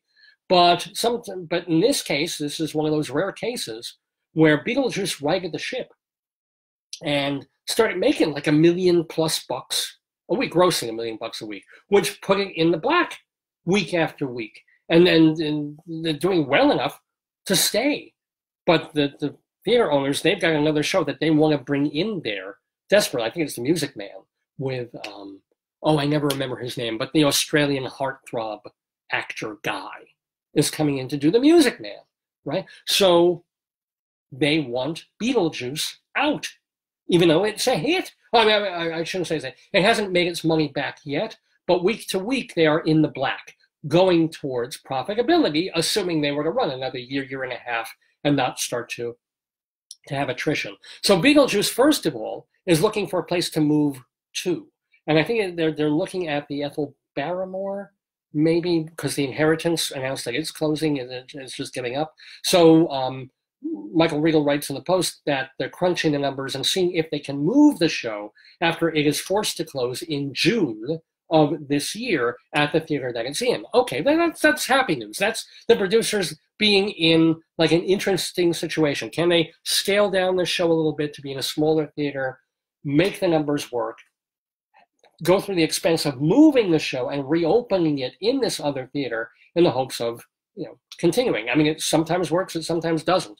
When they tried to bring Motown, the musical, back because it turned into a hit, and then it took a break for the summer, I think, or it took a winter break and came back in the summer, and then it flopped. Sometimes things happen Sometimes they don't. But anyway, that's the good, positive stuff that Riedel is reporting. The negative is that Sophia Ann Caruso, who plays Lydia, that's of course the Winona Ryder role, the daughter in Beetlejuice. She's very good. She's very cute. You know, she's got that great look for the show, and she's got a really nice, very unique but nice, belty sort of voice for the show. So she's a talent. She's someone that you look at and say, oh, she's going to go. Not only is she good here, but she's going to go on to have some kind of career and stuff. She's someone to watch. She's got the look. She's got the voice. You know, she got that special quality. That's something, which is why the producers cast her over probably 500 other applicants for the role of Lydia, the daughter in Beetlejuice. And yet, less than a year into the run of the show, that is closing in June, she left the show. Rather suddenly, left the show. What happened? And the statement put out by her people, by her management, etc., said, well, she's looking to explore television work, TV offers, and so forth. Okay, fine. You know, people like me, we buy it, I guess. Because there are times when actors ask to be let out of their contracts a bit early because they get television work. They get a real offer for a sitcom or for a movie role or something, and they're like, can you let me out 3 weeks early or give me a vacation from the role for this and bring in the understudy? And they work it out with the producers. It's fine. But in this case, allegedly, apparently, according to sources backstage, according to the New York Post, Sophia Ann Caruso is a bit much to handle, shall we say. She's flighty, kind of eccentric. She's missed performances. She's flaky, not so reliable on stage. She's not getting along with the cast backstage. Now understand this. Nobody in that article that Michael wrote, and this is why I could never publish something like this when I was writing for Playbill.com, nobody went on record. Caruso's management went on record saying she went to explore TV possibilities, okay. And everybody's okay with that official statement. And the producers and the cast of Beetlejuice, they're okay letting that be the official story. But apparently the real story that nobody is going to, on record to name names, is saying that she was difficult, nobody liked her, she was not trustworthy on stage per se. One thing that Riegel points out was that when she was in another show a couple of years ago, she admitted herself, she said, oh, you know, I would regularly change my blocking just to keep things fresh, just to keep things alive. And while I appreciate that as an actor, and as someone who has done occasionally shows several times, I get the feeling of wanting not to be somnambulant through the role and figure out ways to do something new and to go where your heart tells you when you're on stage rather than where the director told you on that second day of rehearsal, move here because we're blocking that. But the problem is when you do that on your own and you don't clue the other actors in, it kind of leaves them at sea. It leaves the lighting designer or the person following you with spotlights. You can't really do that. You can change the inflection of a line, for sure. And you can't change the wording, but you can the way a line is delivered, the way you're looking, their attitude, and then surprise the other actor that way. And if your other actor is good and isn't on autopilot, that should spark something. That's a good thing. But if you're suddenly over there when you're supposed to be over here, and the light cue is here, that's pre-programmed months ago, and the actors used to see you there, and they've got to deal with some stage businesses. So, I mean, it's not a nice thing to do. But anywho, who knows? Maybe the truth is somewhere in between. Maybe she flaked out once or twice. She's an 18-year-old girl. She missed a curtain for good reason, Subway something, who knows? And maybe the reality of it is that she's a little flaky for these more experienced actors to be dealing with. But we'll see. Maybe there'll be follow-up. Maybe it will be all quiet on the Beetlejuice front. Keep reading the Post and keep tuning into Inside Broadway on Dave's Gone By for further developments if there are any. And by the way, if you want to know the happier stuff, because we don't deal in the net, maybe we should. Maybe we sell a lot more magazines.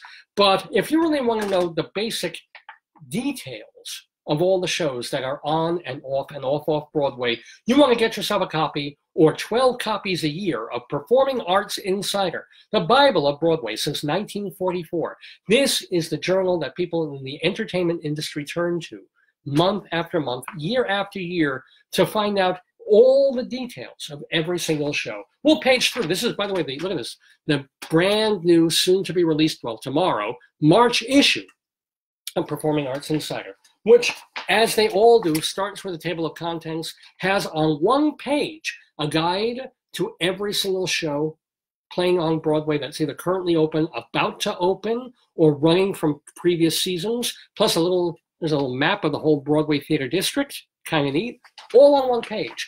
Next page, every single Broadway theater, its location, who owns it, is it Jujamson, Second Stage, Roundabout, Niederlander, Schubert, plus how many seats it has and what shows are currently in them and for how long, all on just one page of Performing Arts Insider. And then you get to a guide to all the press agents. These are the people that you contact when you want to know how to get in touch with all the folks in shows, the designers, the writers, the choreographers, the actors.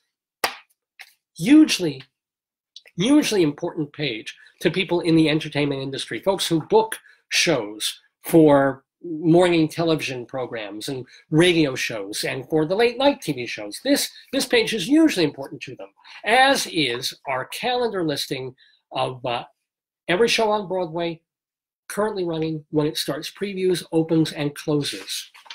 And you won't find this anywhere else, we do it for off and off Broadway as well. So for example, today is, well, it's still February 29th, but let's talk about tomorrow.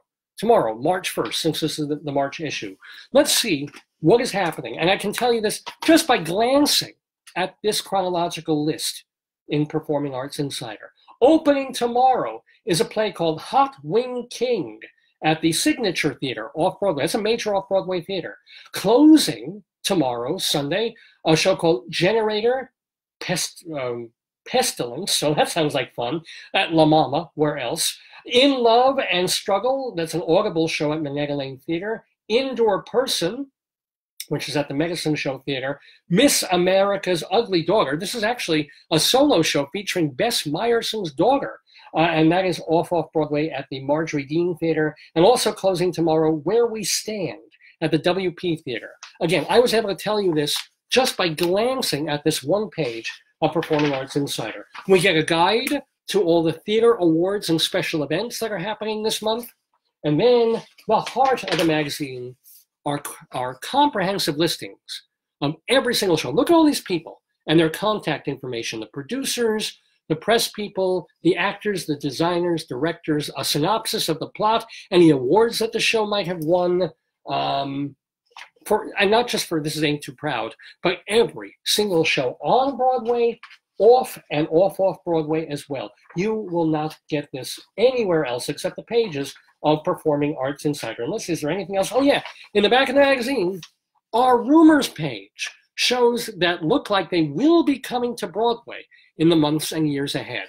And then a great index in the back, so you can go right to the show that you want to look at. This is Performing Arts Insider. This has been around for 75 plus years. And this is how you can get Performing Arts Insider. Go to performingartsinsider.com, performingartsinsider.com. It is an expensive journal, I will tell you that. And we had to even raise the prices this year just to keep the thing going.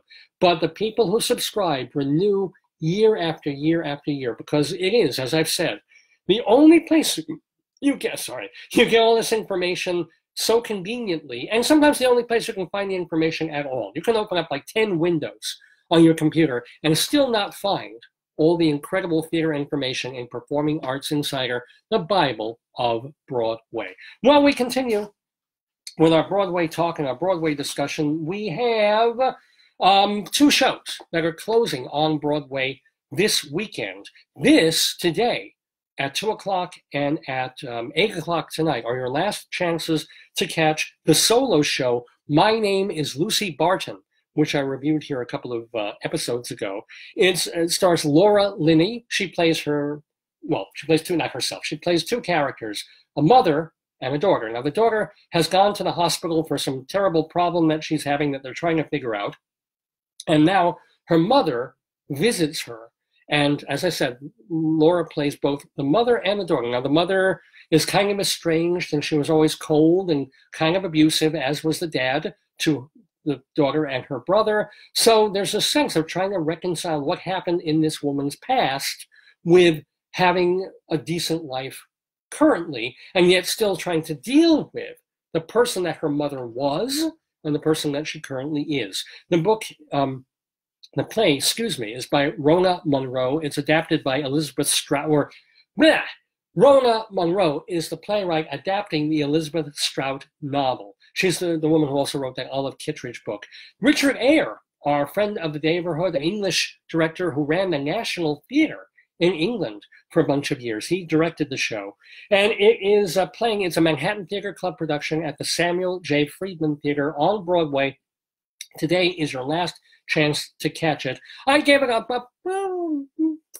mild thumbs up. It's worth seeing. Laura Linney is a terrific actress. It is not a boring play, but it does have, even though it's only an hour and a half long without intermission, it does have its longueurs. It does have these moments when the mother starts telling another anecdote, and you kind of get tired of them because they don't all necessarily connect so well to the overriding arc of the play. You kind of wish maybe a little better on an hour than an hour and a half. And other critics have said that it's a little still too novelistic. It's telling rather than showing, because it's all narrated through the Linney character, or the character of Lucy Barton. So anyway, if you have a chance, especially if you get a cheap ticket, worth seeing My Name is Lucy Barton on Broadway at the Samuel J. Friedman Theatre, ending tonight. So you have 2 more shots to see it. You have, I think, 3 more chances to see Grand Horizons, the comedy by Bess Wall, being staged by the Second Stage Theatre at their Helen Hayes venue on Broadway. You know, if it weren't for these places like Roundabout and Second Stage and Manhattan Theatre Club, there won't be any plays on Broadway. There'll just be these giant musicals. Thank goodness we have these institutional theaters that rose up from off-Broadway because they're putting on actual plays on Broadway stages that aren't revivals that they keep doing over and over again.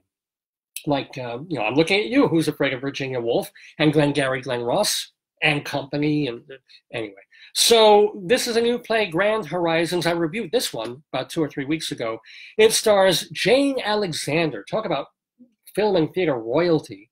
Also, I was mentioning the National Endowment for the Arts before. She ran the NEA for a few years, too. And James Cromwell, that fine veteran actor, the guy who's in, I keep mentioning Babe, because that's the first movie that comes to mind. That'll do, pig. That was him, James Cromwell.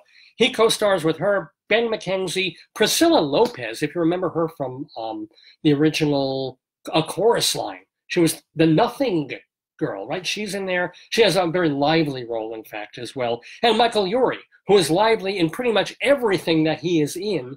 Didn't really like him so much in Torch Song Trilogy, but I liked him a lot here in Grand Horizons. It's all about this couple, elderly. My wife would not like my using the word elderly. This older adult couple who have been together forever. They've raised dysfunctional kids, as they all do.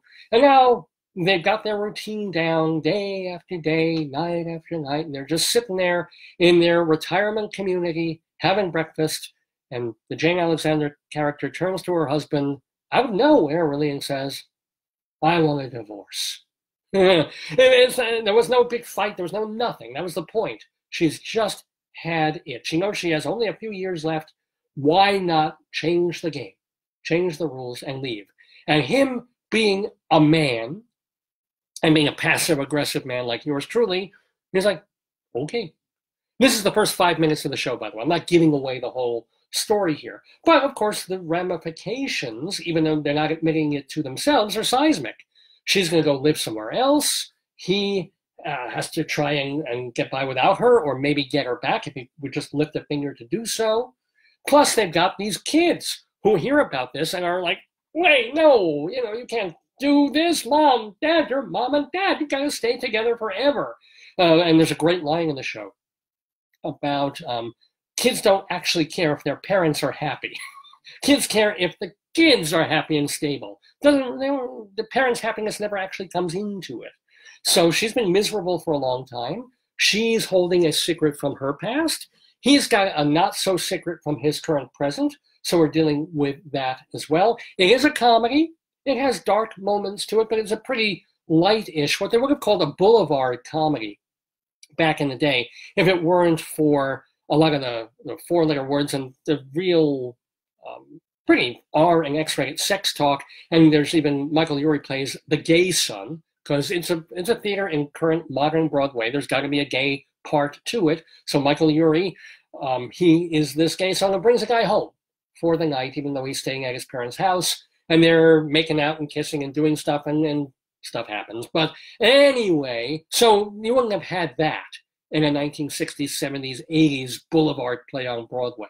But otherwise, it conforms to that thing of being an enjoyable, watchable play with funny one-liners, and underneath a serious situation that people cope with in real life. Neil Simon had this down to a T, as did other playwrights whose names I'm forgetting from back in that era. What are their names? Not Maurice Shiskal so much, but you know who I'm talking about. The folks who wrote these hit, nice, enjoyable plays with sometimes shocking moments or deeper themes, and then it has, if not a happy ending or a good resolution, and you come out of the theater and you had a great time, or at least an enjoyable time, and you have a little bit to talk about. It's like, oh, I have to deal with that too. If you watch Neil Simon's The Sunshine Boys, it's funny, funny, funny, and then you realize, oh, I've got to care for, I've got to go visit my mom or my dad or my grandparents. Are they taking care of themselves? It's that kind of show. And for that reason, I give it a pretty good thumbs up. It's nothing terribly memorable, although it's grand fun to see Jane Alexander doing some comedy. Again, you could do worse than spending 2 hours or so at Grand Horizons on Broadway at the Helen Hayes Theater. It is closing tomorrow. Well, a show that just opened that we talked about last week, but I got to see this past week, is a 1957 musical that some people consider the greatest American musical of all time, which I wouldn't go that far. But they are putting it up there with some pretty heady company of things like Gypsy and King and I and South Pacific and Oklahoma and Carousel. So, well, it is up there. This is West Side Story.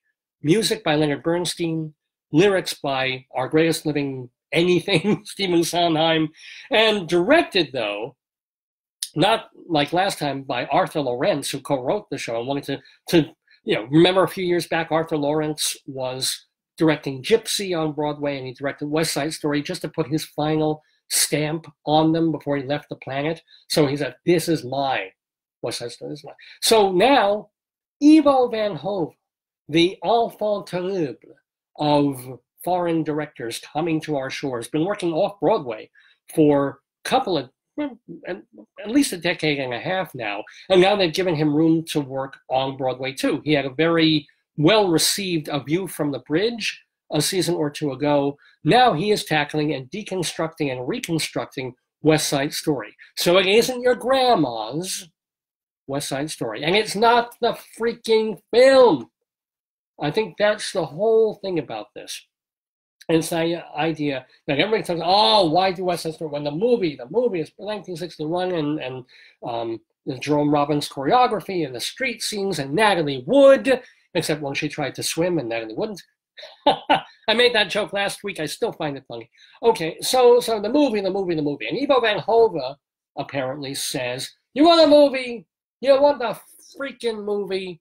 Let me give you a movie for our times. And so this West Side Story starts with, and through the entire show, has video, giant, huge projected screens of the characters on video, to the point where scenes that take place in Anita's, the sewing shop where Anita works, or the candy store, where the docks store, where all the gang people hang out, the jet people hang out, right? That's in the back of the stage. All the way back, right? Far, far downstage, right? Or is it upstage? I forgot. And it's far away from the audience.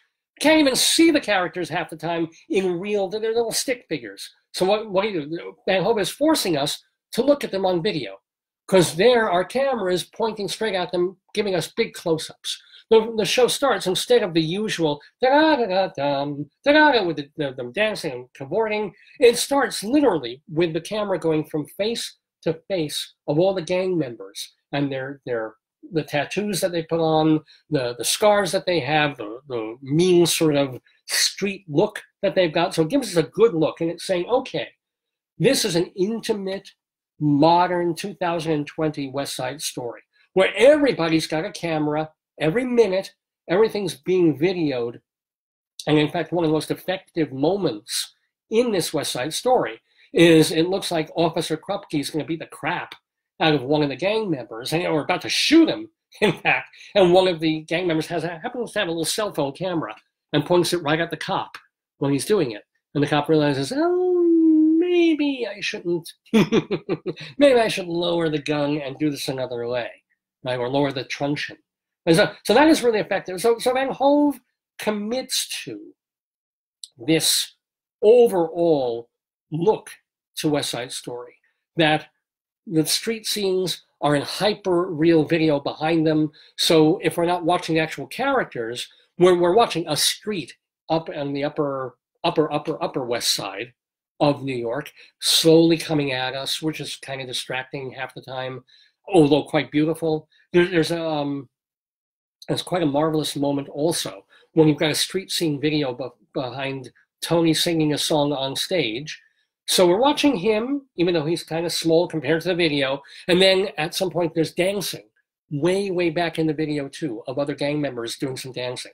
And it's a powerful, lovely moment there. There are some scenes like that in West Side Story. And I think every critic and everyone in the audience really, really responded most to Tonight, that particular sequence where Tony and Maria meet at the gym, and it's instant love, and we get it, and it's beautifully presented. And then when it's time for them to break up for the evening, and they gotta move away from each other, and they're physically being pulled apart by the two rival gangs, right? Maria's the Puerto Rican Sharks, and Tony with the Irish White Jets, who, by the way, are not all Irish and white in the production. You kind of gotta keep that in your mind too. But they're being physically pulled apart. And it's this powerful, beautiful moment, and it's visually rendered as well with the back. I mean, it's this great coming together, a fabulous scene. But because Van Hove has committed to the video, it also means that he can't just have it sometimes and drop it some other times. Then it will feel random and sporadic. So he also has to commit to it when it isn't necessarily working, when it is distracting us, when it's making the little people on stage look like little people on stage instead of lifelike characters with enormous emotions and great feelings and great problems that are facing them. Instead, we're kind of like, no, I don't want to look here. I'm looking at the screen there, but I don't want to watch television. I'm here in the theater. I want to watch this. So it does make you consider what is truly live theater, even if you're watching it on TV, quote unquote, because the music is live. You know, it's a full orchestra, and very, very happy for that. And the songs sound terrific, even though we don't have all the songs. A lot has been made of the decision by Van Hove to cut Maria's big song, I Feel Pretty. On some level, maybe because Sondheim has complained about that song for years, and so he's very ashamed of his lyric writing, or he's embarrassed by it, because Maria is this simple Puerto Rican girl in school, but not tremendously educated. She's learning English, right? So she would still not sing something like, I feel pretty and witty and gay. You start hearing the song, you can't stop singing the song. So, but that song's not in the show. Because sometimes I should have rewritten the lyrics, or the music isn't quite right for this girl. And I go on one of the Broadway blogs, and people are saying, no, a director can make that work. She's learning English. She might actually be holding a dictionary in her hand, or a school workbook in English while she's singing the song. And you can make that lyric because she would say, I feel pretty and witty. She can point to the words as she's reading them in an English synonym dictionary. You can fudge that. But Van Hove said, no, I don't need that. And he's actually turned West Side Story into an intermissionless and fast-moving hour and 45 minutes. It goes, right? If you don't know West Side Story by heart, you might not miss I Feel Pretty or one or two. I don't remember One Hand, One Heart. I think they cut that too. Anyway, I honestly don't remember if they cut that. They do leave in Officer Krupke. And this might be the most controversial thing in the whole new West Side Story that Van Hove is doing. It's Van Hove wants to make a statement in great big letters about police brutality. Okay, he makes it already in the show just by that moment I mentioned where the gang member holds up the camera, the cell phone camera, to stop a police officer from committing brutality. We get it. We know it. We know the era that we live in. We don't necessarily need this powerful array of images of police cuffing a suspect, police having him down on the ground, throwing him in, the criminal justice system that is lined up person after person after person against the underclass and just throws them into a system that has absolutely less feeling for them than when we rescue animals off the street. But so we're watching this, and of course it's powerful imagery. But in the meantime, you've got these actors and singers and dancers and gang members doing G. Officer Krupke on stage. And we're not even, it's like, Now understand, I kind of get it because Officer Krupke is a clever song. It isn't actually funny. I never laughed at G. Officer Krupke. It's a moment of release before the big, tragic, sad, and I'm sorry if I'm blowing this. Yeah, it doesn't end happily. Just in Romeo and Juliet doesn't end happily. Neither does this. Although there are fewer dead in this one. But here's the deal. But G. Officer Krupke, it's the gang members having a laugh and also saying just how society writes them off immediately just because of who they are. And they can't help being who they are. That's the story of the song. But it's a lively, fun number. It isn't funny, but it's a fun number, catchy number. And yet, they might as well be singing a TV jingle. They might as well be singing La La La Do Re Mi almost, because we're so captivated by this very striking, stirring, unpleasant imagery. And I don't think it's real. The images are not actual news footage, by the way, of police brutality or just people being booked into the system and getting social workers visiting them. I think it's all done with the actors and with performers. But still, there's a place where we're distracted, where the focus on the show is too bifurcated for us really to appreciate one or the other. And that also happens in this West Side Story. So what do I certainly give this West Side Story 3 strong stars and say, go see for yourself. If you read people saying, no, this is a disaster, and he's tampering, the director, Van Hove, is tampering with history, and how dare he do this to West Side Story? Bullshit, okay? He knows, and we know, that there have been not just on Broadway, but in regional theater, in community theaters, in educational, colleges and high schools, there have been 50,000 West Side Stories before this one. And there will be 50,000 West Side Stories after this one. And they will be reconsidered for their times, even if they don't have video and modern appurtenances, right? Even if sometimes this idea of it being a modern show, and yet the language sometimes is still 1950s daddy-o and approaches like that, and where it is jarring. It's like, well, if they're saying mother fugging street, ever loving, I mean, hello, I think Sondheim and the estate of Arthur Lawrence will allow, perhaps, you to change that language to make it, I don't know. But so there's that kind of anachronistic jarring as well. But there will be 80,000 West Side Stories in the future. Other directors with their stories to tell, or many, many, many directors who just want to do the old-fashioned 2-act, uncut West Side Story set in the 50s using Jerome Robbins-based choreography the traditional orchestrations, whatever, although the orchestrations here feel pretty Jonathan Tunick doing them. And they will, for this time. And there will probably be another West Side Story within 10 or 15 years on Broadway again. And that'll be its own take. So I am not so worried in this case about, oh, he's tampering with perfection. No, it's his stamp, and it works enough of the time. If none of it worked, I said, oh my God, avoid this like the plague. But enough of it works and keeps us hooked about what he's doing enough of the time that I absolutely say, go see this. It is well worth your effort. It is well worth checking out this West Side Story. Now, the only negative really is if you bring a 10-year-old, a 15, a 20-year-old to this, and it is their first and only West Side Story, and they've never heard the cast album, they don't know it, and this becomes their touchstone for everything that Broadway should be. And then you try taking them to another more traditional Broadway show, and it's just actors up on stage with props and a set. And they're like, where's the stuff? Where's the thing that makes it look like a video game? And then it kind of ruins them for more traditional theater. That could be a problem, okay? But that's a problem for another time. My time is saying, go see West Side Story on Broadway. Make your own decisions. It just opened a week ago. I think it's in an open run. So you have time to go see it. And it is playing, it's at the Broadway Theater, by the way. There's a theater on Broadway called the Broadway Theater. It is West Side Story. Let's hear a song not from this production, but something from Unplugged Tonight that I found on YouTube.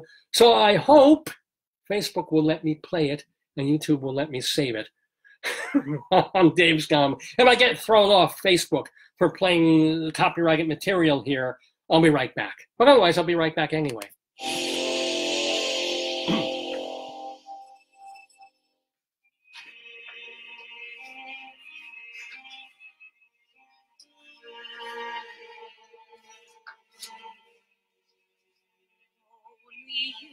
You're the only thing I see forever. In my eyes, in my words, and in everything I do. Nothing else but you ever.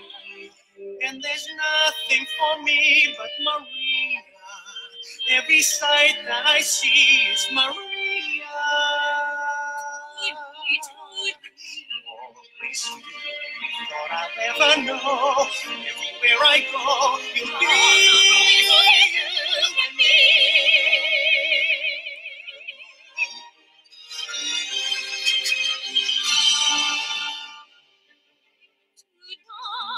Tonight, it all began tonight. I saw you and the world went away. Tonight, there's only you tonight. What you want, what you do, what you see. Today, all day, I had the feeling a miracle would happen. I know now I was right. For you are. And what was just a world is a star tonight.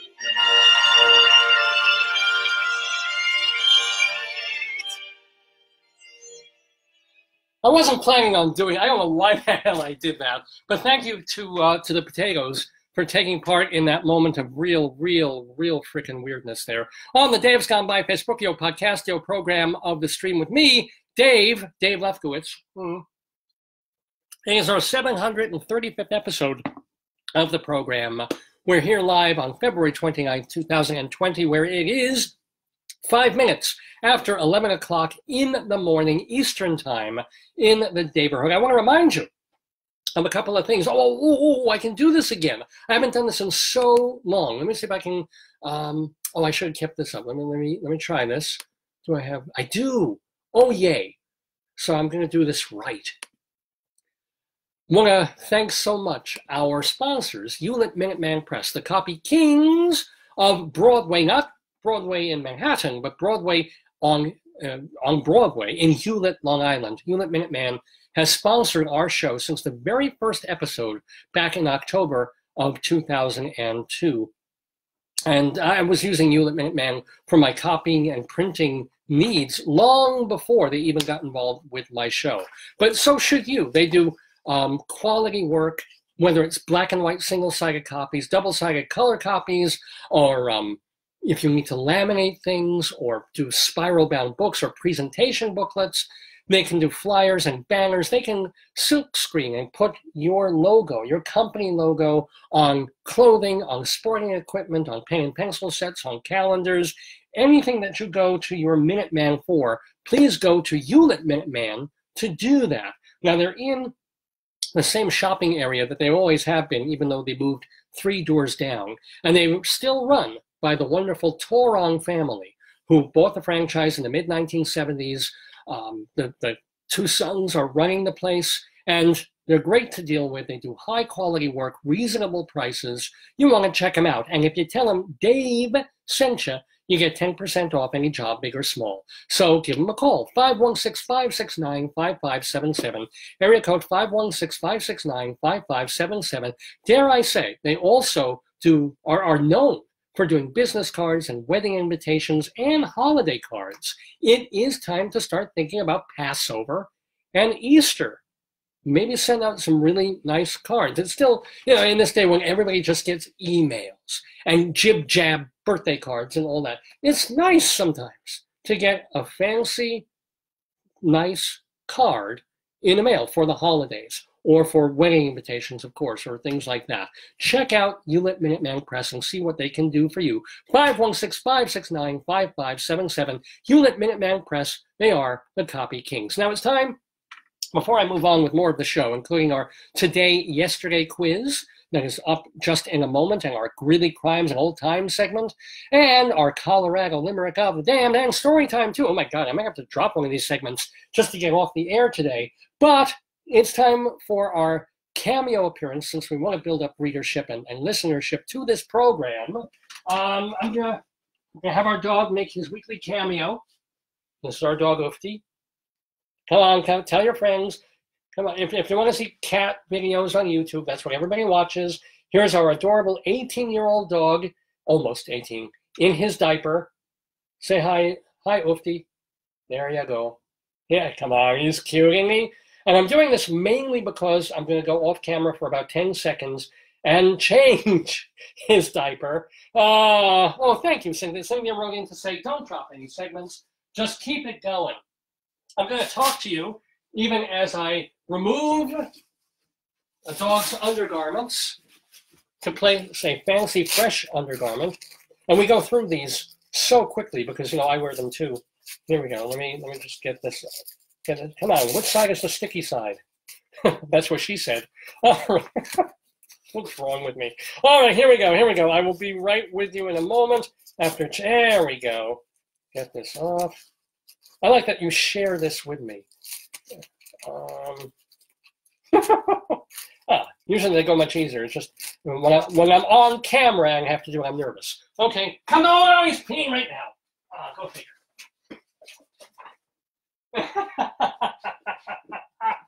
Our dog just took the opportunity to pee on the carpet.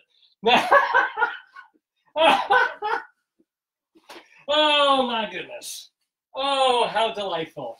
Oh, yeah, live television, ladies and gentlemen. This is where it's at. Oh, and he made a lot, my friends. I'll be right there. Talk amongst yourselves. Oh, Lordy. Oh, yeah. Well, earlier in the show, I was telling you all about how banks pissed me off. Well, now my life has just been pissed on. Crap. No, not crap. Just, yes, ladies and gentlemen, live television at its finest. I'll be right there. I should have pre-recorded segments that I could play. Oh, yeah. I'm just going to take like 10 minutes and euthanize our pet. Here we go. Just getting the worst of it here. God darn it. Anywho. Oh, well, I'll get the rest of this later. Thank you for your patience. Thank you so much. We actually have more viewers now that I'm off camera than I was when I was on camera. Yeah, oh, no, we just lost. I'll go mop up. Come back, viewer, that we just lost. Here, I'll do some more mopping up on the floor where our dog just went. Oh, damn it. Thanks, boy. Bad dog. Yeah, oh. All right, let me put your diaper on. And as he's walking around, the diaper came off. This is just marvelous stuff. A lot of times my wife will deal with this, but since she's not in town at the moment, here we go. And there we are. Welcome back to the Dave's Gone By Facebook podcast program of the stream with, well, that was certainly unexpected. Well, but again, you can say, hey, I was watching a program where the idiot host, you can tell all your friends, I was watching this show. Go watch the archives, because he does this thing and his dog wakes up from his nap. Dog comes over, he puts the dog on camera, he's so cute. And you say, oh, wait, just a moment, I'm going to go change the dog's diaper. And as he is holding the new diaper and trying to open it, the dog pees on the carpet. It's like people who tell the story when they were lucky enough to be at a production of Annie, in the original Annie. And I think Andrea McArdle tells the story, that she was singing Tomorrow. And she's holding, it was Sandy, the dog, Sandy's there and next to her, and Sandy just takes a big old dump while she's singing The Sun Will Come Out Tomorrow. And the audience loses it completely. I mean, how can you not? The sun will come out tomorrow. Bet his bottom dollar that tomorrow there'll be that. But anyway, so now you can say you've had an equivalent experience. And we have carpet cleaning bills. Okay, so as I said, we're continuing with the Dave's Gone By Facebook program, including our other segments. And yes, Cynthia and Jeff, we are now going to go into our delightful quiz segment. We're calling it Today, Yesterday. Ooh, excuse me. And what that means is, since it is February 29th, 2020, there have been a lot of February 29th prior to this one. So, and not as many as all the other days, of course, like 1/4 or 3/4 fewer, something like that. But anyway, things happened on this date in history. And so your job, should you choose to accept it, is to take this trivia quiz, no fair peeking or cheating or checking your cell phones or your browsers. See if you know the answers to these quiz questions in this segment that we call Today, Yesterday, here on, I'm stretching because I'm waiting for the music to kick in. Oh, it's going to be that kind of show. Today, Yesterday, February 29th. Oh, wait, wait, where the hell did the volume go? Oh, oh, it's all going to hell in a handbasket, ain't it, folks? I repeat, today, yesterday, February 29th.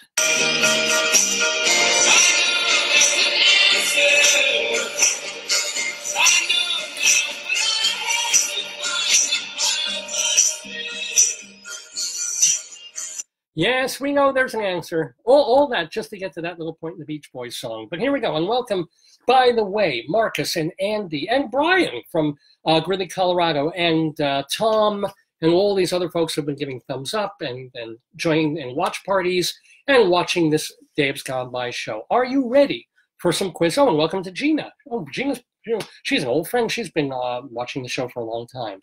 Welcome to our Today, Yesterday quiz. February 29th,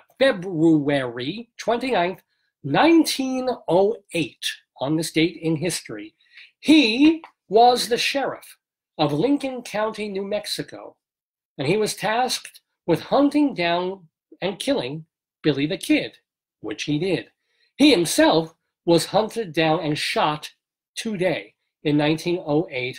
Kindly name him. Who are we talking about? Yes,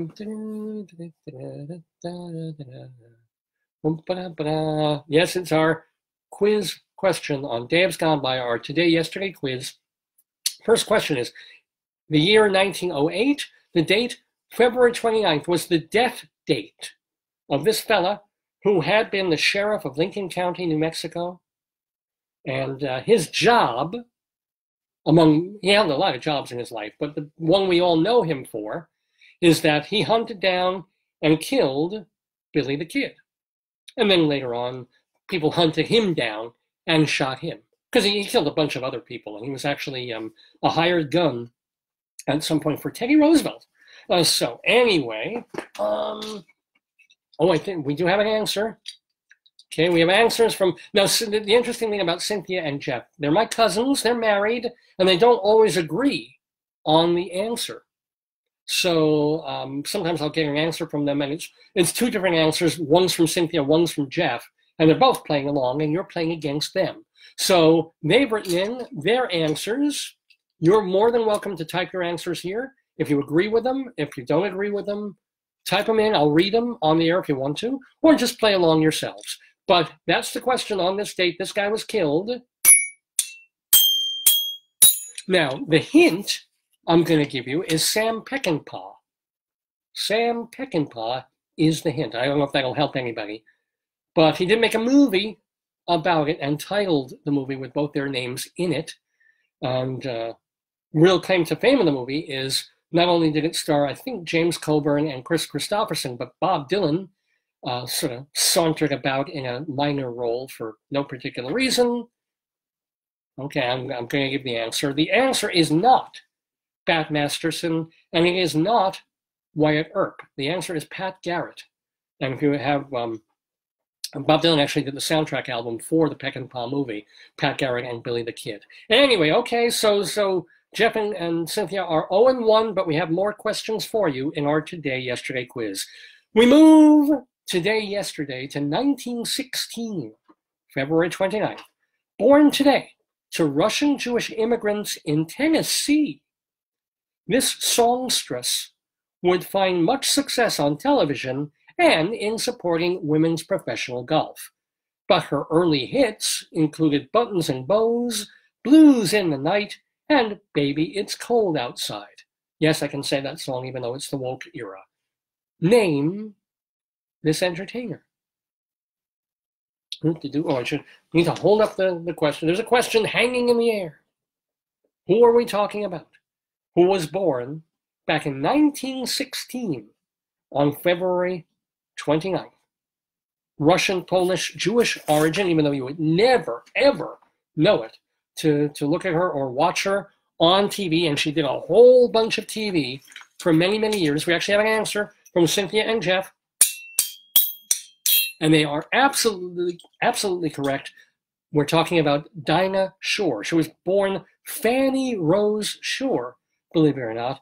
And she got the name Dinah, according to Wikipedia, is that one of her early hits on the radio, she sang the song Dinah, and the host of the show just kind of associated the song with her, and she ended up taking that name instead of Fannie. So yes, you guys are 1 for 1 so far in our Today Yesterday quiz. Are we ready? I could have also said, as a hint, Jurassic Park, because it's full of dinosaurs. I'm sorry. Moving on to our next quiz question, 1940, February 29th, Today Yesterday, at the 12th Academy Awards. For the first time ever, a Black person won an Oscar. A couple of years earlier, this actress had played Queenie in Showboat, but this epic film was even bigger. Name the movie and the actress. Speaking of Jeopardy before, tum-tum, rum-tum, rum-tummy, tum-tum-tum-tum, rum-tum-tum-tum. So, I'll read the question again. Born in 1940, oh, no, sorry, not born, forgive me. The Oscar ceremony was February 29th, 1940, and this actress won an Oscar. She was not only the first Black woman, she was the first Black person to win an Oscar, and she got it for playing a role in an epic movie. She had already had a big role in Showboat a few years earlier. It was like 3 years later. She's in this big, big movie. I have one answer for the actress, but what was the name of the movie before I hit my little tinkly thing and move on to the next question? Come on, Jeff and Cynthia, type it in. I think you know what it is. Name of the movie. Give you a hint.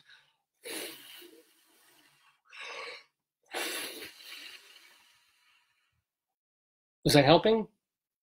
Come on, I can only give you half credit. There we go. Actually, I could have broken Wind, and that would have been the same. But it was Hattie McDaniel for Gone with the Wind. And by the way, Gone with the Wind won 8 Oscars in total. Born today, yesterday, 1944. Oh, it's funny. I was listening to Rabbi Saul talk with Jenni Raney Edwards. And the next state that she hasn't been to, but that she's going to, is North Dakota. Well, born today in North Dakota was Phyllis Freilich. Now, she was the oldest of 9 children, all of them deaf.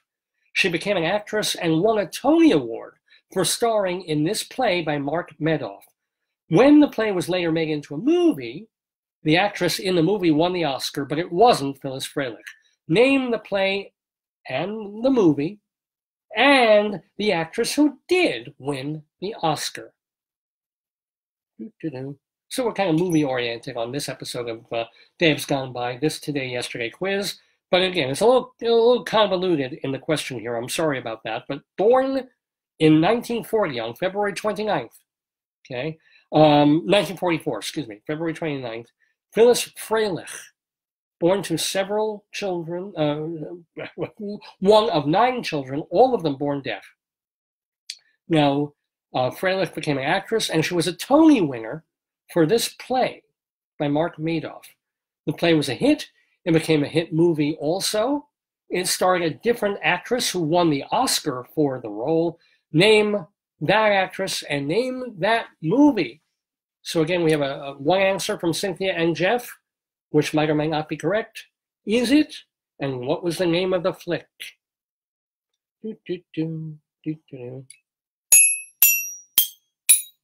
Well done. Well done, Cynthia and Jeff. The correct answer is Children of a Lesser God, which starred on Broadway, the Tony-winning Phyllis Freilich, and then off-Broadway, in the movies, they decided to cast a glamorous young actress named Marlee Matlin, who went on to have a very fine career, actually, as a deaf actress in Hollywood. So yeah, Children of a Lesser God. And what's kind of nice about Freilich's career, because not a lot of pathways are open to you if you are a deaf person and you want to act outside local deaf West theater circles, is that Mark Medoff, when he had other plays done, both on Broadway and elsewhere, he would cast and make sure that Phyllis Freilich was cast in those as well. Okay, moving on to our next question in our Today, Yesterday quiz. 1960, February 29th, Leap Day, 1960, in Chicago, a nightclub and lounge opened at 116 East Walnut Street in downtown Chicago. Its success spawned other clubs all over the country, but times changed and the last one closed in 1991. Can you name this venue? Remember, we're talking about Chicago, and we're talking about 1960. The turn of not just a new decade, but in many ways a new age. What are we talking about? Who, what, where? I'll give it a little... Oh, and welcome to Eileen for joining us in the Daverhood. And the answer from Cynthia and Jeff, by the way, the hint was going to be that the CEO of the whole thing died in 2017. That CEO was Hugh Hefner, the club being the Playboy Club. Playboy started as a magazine in Chicago and kept their headquarters really in Chicago the whole time. And so Playboy Club, the initial bunch of them, closed in like 1990 something. And then there have been sporadic attempts to bring back the Playboy Club and other guises, and they have not been particularly successful. Certainly, it's really not the time to open a new one anyway. Okay, 1968 is the year. Today, yesterday. We're doing today, yesterday quiz for February 29th. So now, here's the deal. In 1966, Frank Sinatra won a Grammy Award for Album of the Year. In 1967, he won another Grammy Award for Album of the Year. It was called, the album was A Man and His Music. But today, yesterday, in 1968, when the Grammy Awards took place on February 29th of that year, for the very first time, a rock album won the Grammy Award. Name the album and the group.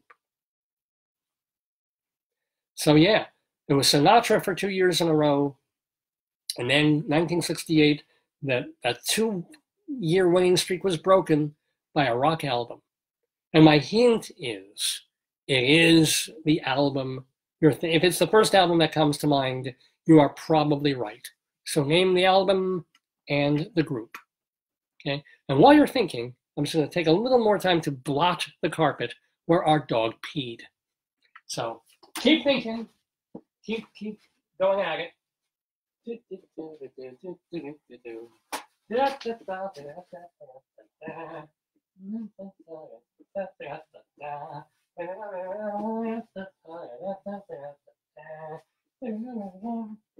Okay, let's see how we're doing. Do we have an answer on it?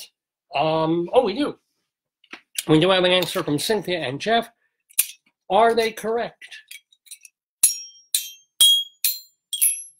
And yes, it was the Beatles' Sgt. Pepper's Lonely Hearts Club Band, which was the first rock album to win a Grammy Award. It was actually almost the first rock album even to be nominated. 2 years earlier, the Beatles, the soundtrack album for Help was nominated for Best Album, and it didn't win, which is amazing enough. I mean, Help is kind of a singles collection more than an album, but of course, everything the Beatles ever did was magic. So, but if you look, and it is very, very funny to go back over the Grammy Awards from about 1962 on, up through almost really the late 60s, and just see some of the albums that were nominated or winning Grammy Awards for the year as Album of the Year, and realizing that during this time, the Beatles, Jimi Hendrix, the Stones, Frank Zappa, I mean, people were releasing extraordinary recordings that are as fresh today as they were the day they were released. And then you're looking at the Album of the Year was, I don't know if it was Herb Alpert and Tijuana Brass or something, but you're like, really? Are you joking? But they started to right the ship a little bit when the Beatles won the Grammy in 1968 for Sgt. Pepper. All right, we got 2 more questions in our Today, Yesterday quiz. We're going back to the movies for Today, Yesterday, 2004. So we're taking a big time leap here. At the Oscar ceremony tonight, an epic movie won 11 awards, including Best Picture. The subtitle was The Return of the King. Name the main title of the film. Okay, so our Today, Yesterday question goes to 2004, and the Oscars. Big epic movie was won 11 awards. I think it was a record or a near record, of course, among them Best Picture. So I'm not going to give you the title of the movie, but it had a subtitle. It was called The Return of the King. Kindly name the main title of the movie.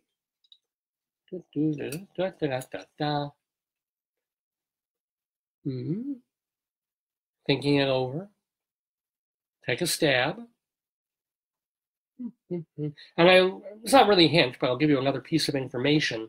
At the time of its release, it was the second highest grossing movie of all time. Okay, Sylvia and Jeff don't want to take a stab. And it was not just a movie, it was an installment. That's the biggest hint I can really give. So think of it that way as well. because we have so many of these kinds of movies that are, you know, not standalones, if you will. What? You want to take another stab, Cynthia and Jeff, or anybody, and see if you want to give this one a go? Okay. All right. I'm gonna count it down.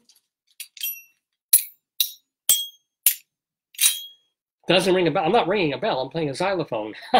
No, but the answer is Lord of the Rings. It was the third in the Peter Jackson trilogy of the Ring trilogy. So that's what it was. This was the third episode, and it got great reviews, and it was really the movie of I've never seen any of the Lord of the Ring films. And it strikes me as weird because when we've been watching like regular television before we moved here to New York, when we were in Colorado, like every friggin' holiday, the channels would be taken up with Harry Potter. It was like this Harry Potter's like the whole Harry Potter 5-6 movie cycle, and it was really, you wouldn't really see Lord of the Rings. I don't know why they do that, or they're not doing that as much. Since it would cater to the same exact audience. But anyway, that was the answer to question number 7. We have one last question in our Today-Yesterday quiz. The year 2012, the day, February 29th. At age 66, this singer passed away from a massive heart attack. Now, in his early life, he started as a jockey, but he got a taste of fame playing the Artful Dodger in the original production of Oliver, both in the West End in London and on Broadway. So, he appeared on, I'll give you a little more of a hint. He appeared on the Ed Sullivan Show to sing a song from Oliver when he was in it. And on that episode of the Sullivan Show, he was backstage and he watched the group that we just mentioned, the Beatles, come out and do their thing. And he said to himself, I want a piece of that. 2 years later, this teen idol had all that and more. Name him. I didn't even have to get through the whole long question. Cynthia and Jeff got it. He was Davy Jones of the Monkees. Davy Jones died at age 66 of a massive heart attack. But he was a short little fella, as we all remember. He gave hope to short people everywhere.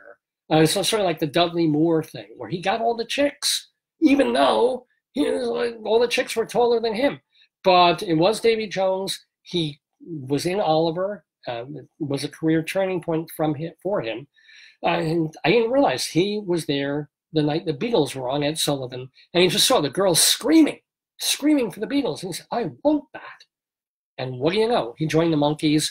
And by 1968-69, the girls were screaming for Davy Jones. And Marsha even was screaming for Davy Jones on the Brady Bunch. Well, anyway, that was the answer. Davy Jones to cap our Today-Yesterday quiz for this Saturday, February 29th, 2020. How'd you guys do? I know Cynthia and Jeff went 6 for 8.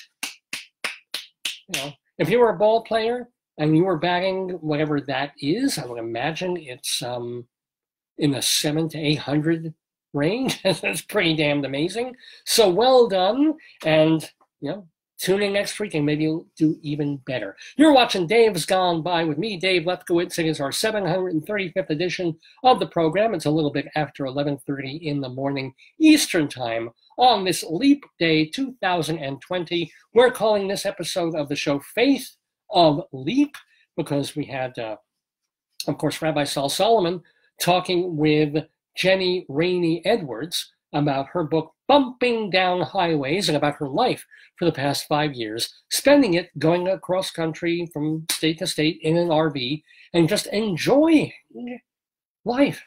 What a concept. What a thought of not running around worried and hurrying and dealing crap, but just enjoying life. I'm Jewish. I don't understand it. Neither did Rabbi Saul. But it's good for some people, and it's certainly been good for her. She is now a friend of the Daverhood, Jenni Raney Edwards. This means she's been on the program, and she has talked with us and dealt with me and dealt with Rabbi Saul. What happens when people do that is they become friends of the Daverhood.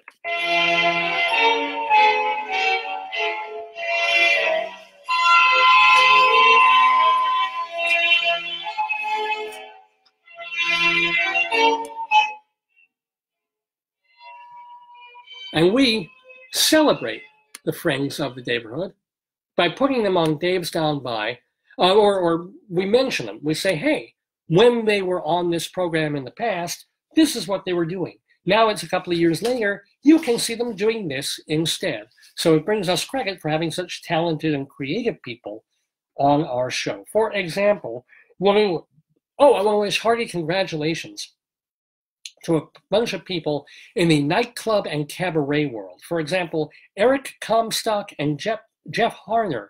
They are both individually nominated against each other for MAC Awards. Now, MAC is the Manhattan Association of Cabaret and Clubs. They're like sort of the Tony Awards for the cabaret and nightclub scene. Bistro Awards are also important too. But the MAC Awards, yeah, so congratulations, Eric Comstock. Congratulations to Jeff Harner.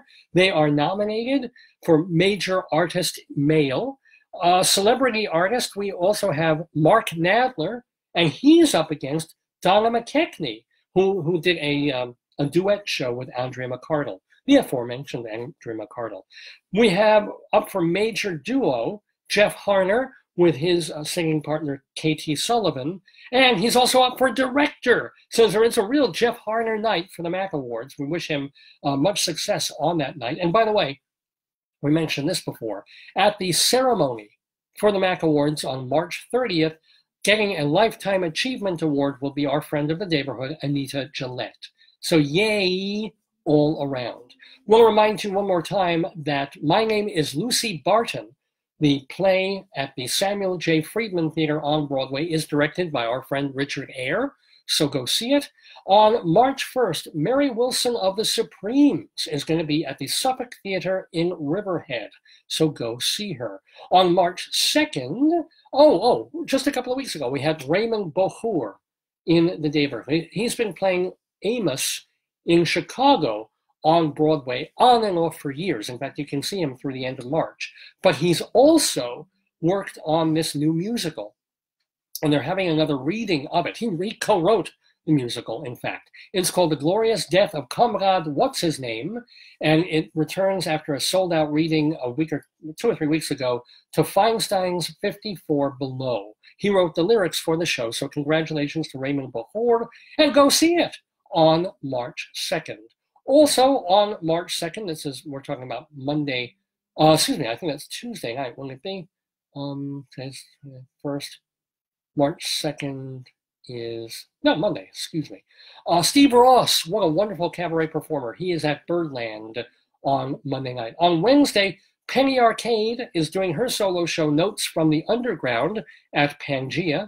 Wednesday and Thursday this week, you can catch Alice Ripley, the Tony-winning actress of Next to Normal. She is at 54 Below doing her cabaret show. On Thursday, March 5th, On a Winter's Night concert at the Landmark at Port Washington. This is Thursday night with Christine Lavin and John Gorka. So that does not sound like a lot of fun. If you happen to be on Long Island, go to Port Washington, the Landmark on Main Theater, Thursday evening. Now, also on Thursday and running through the end of March, a new musical comedy off-Broadway at the Tank is written by Greg Kotis, our friend of the Daverhood. It's called I Am Nobody. Now, we all know Greg Kotis because he co-wrote Urinetown, and he's also working on The Sting, which will eventually make its way to Broadway. But for now, I Am Nobody is a little musical comedy they're doing at the Tank, off-Broadway in Midtown. Sandy Hackett on Friday night. He is appearing at check, it might be Friday or it might be next Saturday, but he's doing the Rat Pack show at the Palace Theater in Waterbury, Connecticut. Now through March 8th, don't miss the off-Broadway musical Emoji Land, featuring our friend Ann Harada. That is at the Duke on 42nd Street. Thomas G. Waits is in the play Mr. Toole at 59 Theaters. It's all about John Kennedy Toole, the tragic writer who wrote one of the funnier novels in literature, A Confederacy of Dunces. If you happen to be in Florida, and what self-respecting Jewish person isn't, if you're in Florida, Jeffrey Sweet's play Kunstler, about the lawyer William Kunstler, is at Florida Studio Theater now through mid-March. Also through mid-March, Women on Fire at the Royal Family Performing Arts Center off Broadway has a rotating cast, and among them, Katie Huffman, our friend of the Daverhood. Our playwright friend Willard Manis has written a new play called Show Me a Hero, and it's being done at the Brick House Theater in North Hollywood through the end of March. Also, running through late April, Katsura Sunshine is doing his one-man solo show at New World Stages off Broadway. It's called Rakugo. It's a Japanese storytelling stand-up comedy kind of thing. Katsura Sunshine at New World Stages. Little Shop of Horrors has been extended again off Broadway. It features music by Alan Menken, and it's at the West Side Theater. We have an Austin Pendleton alert. Oh my goodness. Wrong noise to make. That's better. Austin Pendleton alert, because he is ubiquitous and constantly doing things. Well, Austin Pendleton will be on Broadway, or is currently already on Broadway, appearing in The Minutes. That's the Tracy Letts play at the Court Theater. Tony winner Andre DeShields, see him in Hadestown at the Walter Kerr. Come From Away is written by Irene Sankoff and David Hine, and that is at the Schoenfeld Theater. Danny Burston is in Moulin Rouge at the Hirschfeld. Daniel Breaker is still in Hamilton, playing Aaron Burr. Girl from the North Country features our friend J.O. Sanders. That is at the Belasco Theater. Jim Caruso's cast party every Monday night at Birdland. Dr. Demento still doing Dr. Demento shows at drdemento.com. You can hear podcasts of upstate New York history by going to bobcudmore.com, or watch a TV show of theater reviews called High Drama, featuring our friend Eva Heineman on Manhattan Neighborhood Network. That is also the place to watch Two on the Aisle, which co-stars Charles Gross and Leslie Hoban Blake. They're also doing theater reviews there. And finally, check out theaterscene.com, and that's theater with an ER, theaterscene.com, which is edited and I think founded by our friend Jeannie Lieberman. And those, my friends, are the friends of the Daverhood. Play, damn it.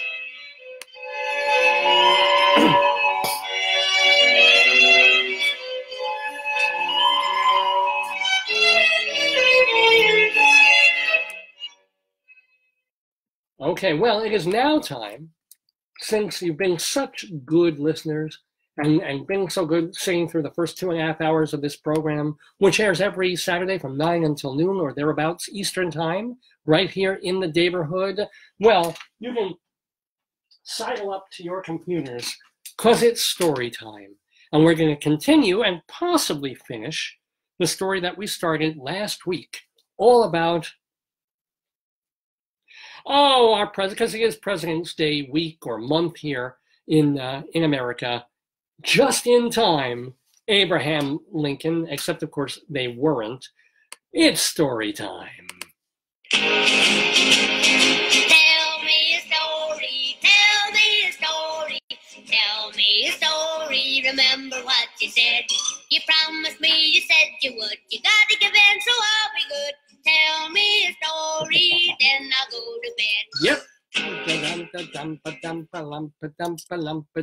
Yes, it is story time. Now, last week, as we said, we opened up this book by Patricia Polaccio. So it's a real book. It's not like a Conan O'Brien fake children's book. Look at old Abe. Honest Abe. He is honestly having angina as we speak, being tended to by these two Boy Scouts. But no, what's really happening is the boys take a trip to a museum, like a school trip, and the creepy guy who runs the place says, "Hey, boys, want to see history come alive? Come inside," because they go to a Civil War museum.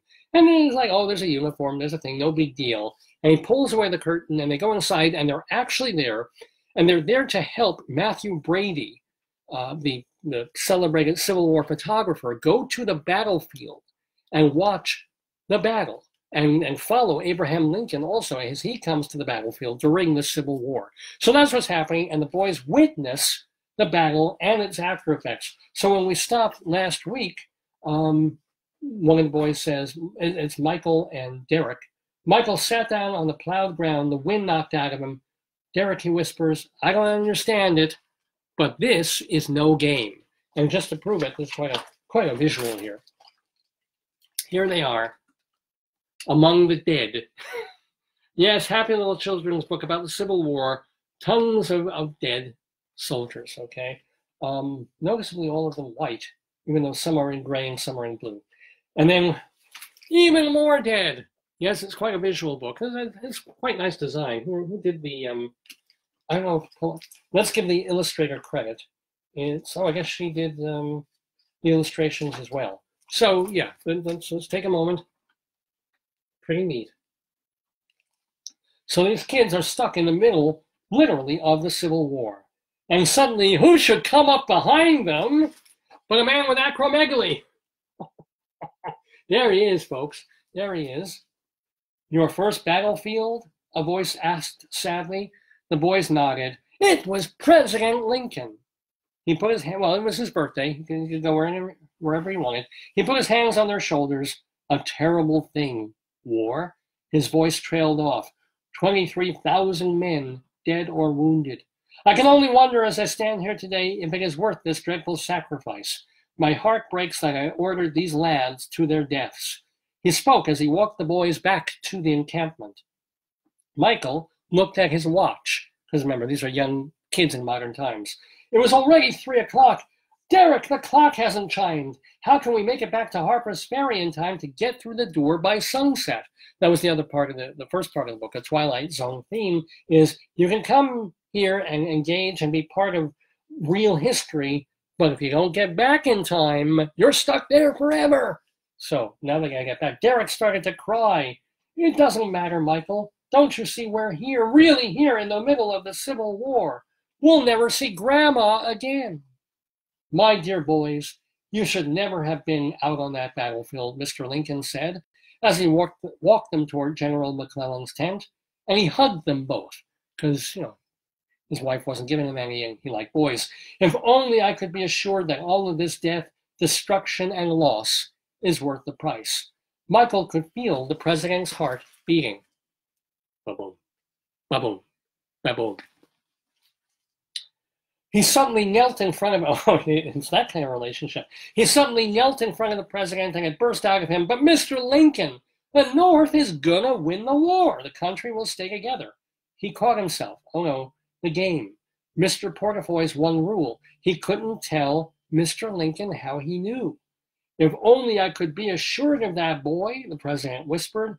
If only I could be assured that slavery will be abolished and the Union restored, one voice, one country, one nation, one hand, one heart, one... Okay, anyway. Mr. Lincoln's eyes seemed as sad as time. This is a nice line. Mr. Lincoln's eyes seemed as sad as time. But it is true, Mr. Lincoln, Derek suddenly sputtered. We know. We know. We're from the future. You have to believe us. The North is going to win. So we kind of see who the dim bulb is in this relationship. America will become a powerful nation, Michael whispered, forgetting all about Mr. Portafoy's rules. And one day, Mr. Lincoln, Derek was almost smiling, a black man will become president. You're shitting me, Lincoln. Don't say that. A black man president? Mr. Lincoln looked at him, the slightest smile at the corner of his mouth. A black man president, but where? Why? How did things even get that far? How are you boys even here at Antietam? It was a game, Mr. Lincoln, or it was supposed to be, but it wasn't, Derek answered, and he started to sob. Mr. Lincoln put his arms around him. War is anything but a game, my boy. He was looking straight in Derek's eyes now and took his hand. Oh, yeah. Yeah, no, there's stuff going on here where Lincoln would be arrested. I lost my son, Will, last February from typhoid and corona. oddly enough. A beautiful boy just as you are. I feel that same spirit in you. Foolish, but maybe he sent you to me. Wait, Mr. Lincoln. I have proof. My lucky penny. Look. Look, it's you. Look at the date, 2007. Well, that's actually kind of clever. See, they were carrying the lucky penny, and there's Lincoln's face right on it. I wonder if Lincoln says, that looks nothing like me. Just then, photographer Gardner, so he's working for Matthew Brager, this guy Gardner, came up behind them. Look lively, boys. We have to photograph the president and the general. The light is just right. Derek stuffed his lucky penny back into his pocket. Michael handed glass plate after glass plate to Gardner, then stood back with Derek as the photographer photographed the general and the president standing, the general and the president sitting. And when he was finished, Gardner bowed. Thank you, sirs, he said, gathering his equipment, and he left. President Lincoln walked slowly over to the boys. The late afternoon sun was low in the sky. It was getting late. Michael held out his watch. When this watch chimes, sir, we have only an hour to get back to Harper's Ferry. But it's so late, we have to leave now. Without hesitation and without asking them what the hell a penny was that looked like that or a watch was, Lincoln called one of McClellan's troopers. These boys need to get back to Harper's Ferry before nightfall. Please advise the general. Relieved, Michael came up to the president. Sir, you will go down in history as one of the greatest presidents of the United States that ever lived. My. Mr. Lincoln smiled warmly at them for a long moment. Then he shook both their hands, which were shot off in the war, so he had to reattach the hands to them. Hurry now, lads. The driver is waiting. The sun sat on the ridge of the pine trees, and the horses were galloping along the road when Michael felt the pocket watch finally chime. We're not going to make it! Derek screamed in panic. Sir, Michael leaned into the window. Is there a faster way to Harper's Ferry? Have they built the Hyperloop? Yes, cross country, the soldier shouted back. Might not be safe. Enemy troops. Michael didn't hesitate. Let's do it. The driver handed back muskets to the boys. You know how to fire these? Derek started to answer no, but Michael nudged him and they both signaled, yeah, be on the ready. For the next while, no trouble. Then, just as they rounded a bend in the road on a cliff above the Potomac River, they heard war whoops coming from the woods on their right flank. Whoop, whoop, whoop, whoop. All right, Derek, raise your musket and get ready to fire, Michael shouted. But, Michael, I can't, I don't know how, Derek whined. Then the coach lurched over and it skidded onto its side. The horses broke loose and ran. The boys were dazed for a time, but when they looked up on the side of a valley just across the Potomac, they could see little houses nestled. Harper's Ferry! We have to run for it! Let's go! And Harper's favorite ferry was Tinkerbell, by the way. The boys ran and ran until they could taste blood in the backs of their throats. Finally, they bolted across the rail bridge that leads into Harper's Ferry. Union troops were guarding it, but when they saw the uniforms the boys were wearing, they let the boys pass. Finally, they came up the last hill to the door of the museum. But Michael looked at his watch. He sat down in a heap, which was horrible. He should have watched where the horse went before he sat down. It's been more than an hour. We didn't make it, Derek. Michael pulled at the door. Game or not, it was locked. It wouldn't open. Both boys sat on the doorstep, rocking and crying. We're never going to see Grandma again, Derek sobbed. We're stuck in 1862. Should we have warned Mr. Lincoln about the theater? And remember, you should have warned Mr. Lincoln about the theater, kids. Tell him the cat sucks, right? Tell him that, there's discount ticket prices. You don't have to pay full price for every show on Broadway. Should have told him that. No, Derek. Giving him hope was fine, but if we told him that, it could have changed history. At exactly that moment, the door unlatched and squeaked open, spilling the bright lights of the museum onto the alley where they were sitting. They turned. You broke the rules, they heard a stern voice say. It was Mr. Portafoy. But some rules are meant to be broken. I'm not sure who said that. I guess he does. At the hotel, the boys ran all the way to their grandmother's room and leapt into her arms. and since they were each about 50 pounds each, they broke her spine and gave her a hernia. But she seems okay. She seems all right. You boys act like you haven't seen me in ages. You've only been gone an hour. Michael breathed a deep sigh. It had been a game after all. Mr. Lincoln, the battleground, the escape, the bad production of Cats at the theater, all of it. But Grandma, Derek insisted, we were really there. At Antietam, we saw dead soldiers and battlefields. We saw President Lincoln. Oh, boys, what you took part in was reenactment. Entire groups all around the country put on uniforms and act out important battles of the war, their grandmother answered them. No, Grandma, we were there, Derek said. Their grandmother thought for a time. Well, boys, if whatever you experienced made history come to life for you, then that is all that counts, she crowed. Yeah, the 20-something thousand dead soldiers, not as important as making history come to life for these boys. That afternoon, after tea in the museum, the two boys went over to the Civil War photos. There it was, the one by Alexander Gardner, President Lincoln and General McClellan, standing in front of the tent. Michael paused because there in the background, almost in the shadows, were two boys. Grandma, come look, the boys gasped. Their grandmother came over to the photo. She adjusted her glasses, her eyes widened, and she reeled back, for there on the wall, in the Civil War photo, very clearly, were Michael and Derek. I'm not sure, by the way, if that is based on a real, well, we'll see maybe. And that is the end of the book. Patricia Polacco, says, my dear readers, at the Battle of Antietam on September 17, 1862, Union and Confederate armies together suffered the greatest losses for one day of any Civil War battle, 23,000 dead and wounded. It was a battle General Robert E. Lee could have won, but he didn't, all because of a paper wrapped around 3 cigars. Just weeks before Antietam, Lee had stood up to the Union Army at the Second Battle of Bull Run. Now his goal was to move west and get the Union Army in the North itself, Maryland. The South was running short of supplies, fall was coming on, so if Lee could defeat the Union in the North, he could raid northern farms and get much needed food and supplies. Indeed, a victory would mean a turning point in the war. But a Union soldier discovered the cigars, opened the paper covering them to show it was where Lee planned to station his troops at Antietam.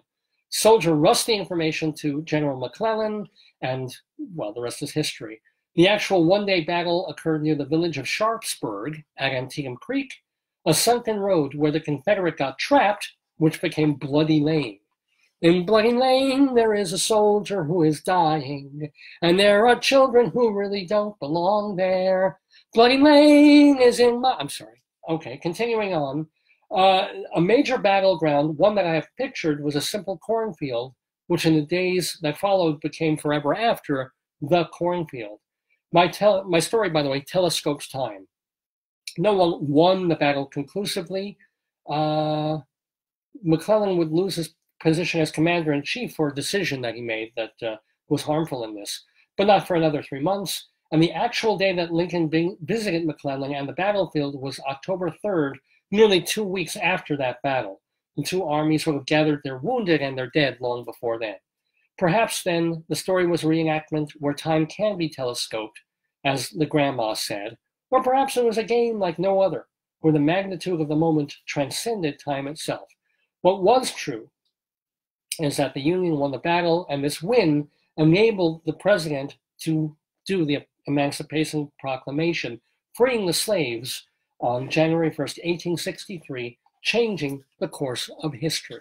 And that is Patricia Polacco's thing. I don't know if, and I can't look right now, if in the Edwards photograph of Lincoln and McClellan, there are just 2 children in the background, and that sparked the idea for this book, Just in Time, Abraham Lincoln, by Patricia Polacco. Yeah, I get it. It's just this picture, just, I don't know. I still don't know, even after having read the book. It was like, ugh. Anywho, that was Storytime on Dave's Gone By with me, Dave Lefkowitz. It is high noon Eastern Time in the Daverhood, our 735th episode of the show. We're calling it Faith of Leap. And yes, if you've taken a leap of faith to stay with us since 9 o'clock in the morning, that's fantastic. We're not done yet. And welcome, by the way, to Casey and to Wayne and Jeff and Cynthia and other people that I can't see who have tuned in to the broadcast on this Saturday, Leap Day, February 29th, 2020. We still have to do a couple of Greeley crimes and old times, just a couple, and then we'll have our Colorado Limerick of the Damned, and then we can leave the Daverhood for the week. But yeah, you know, we have, there's the newspaper that was in the town that my wife and I were living for a bunch of years before moving back to New York, was the Greeley Tribune, located, luckily enough, in Greeley, Colorado. So the Greeley Tribune, kind of small town local newspaper, they have two great columns in there that they run every week. One of them is called Cop Log, and it's public information. It's phone calls that come into the police dispatch of Greeley and Weld County, and not the really scary, important ones that police have to respond to, but they collect the weirdest, most eccentric, and oddball ones, and the funny ones, and publish them every week in the paper. And also, our friend Mike Peters, he goes through the newspapers of 1920, 100 years ago, and clips out some of the weirdest, oddest, most nostalgic pieces that were in the paper back then. Well, we lump them all together in a segment that we like to call Greeley Crimes and Old Times. We'll do just a few of them, and the opening music goes like this. Thank you, Tom Waits.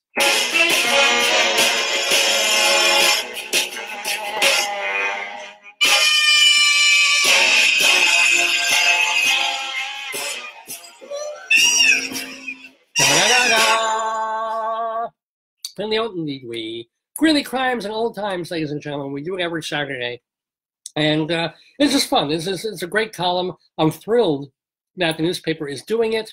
I think the Facebook just picked up that I was playing some copyrighted Tom Waits music. But anywho, I hope we haven't lost our feed, or maybe we're just slowing down a little bit. Let's see.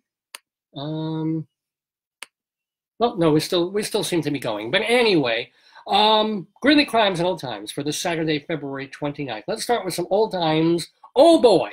Oh boy. I was talking about Broadway before.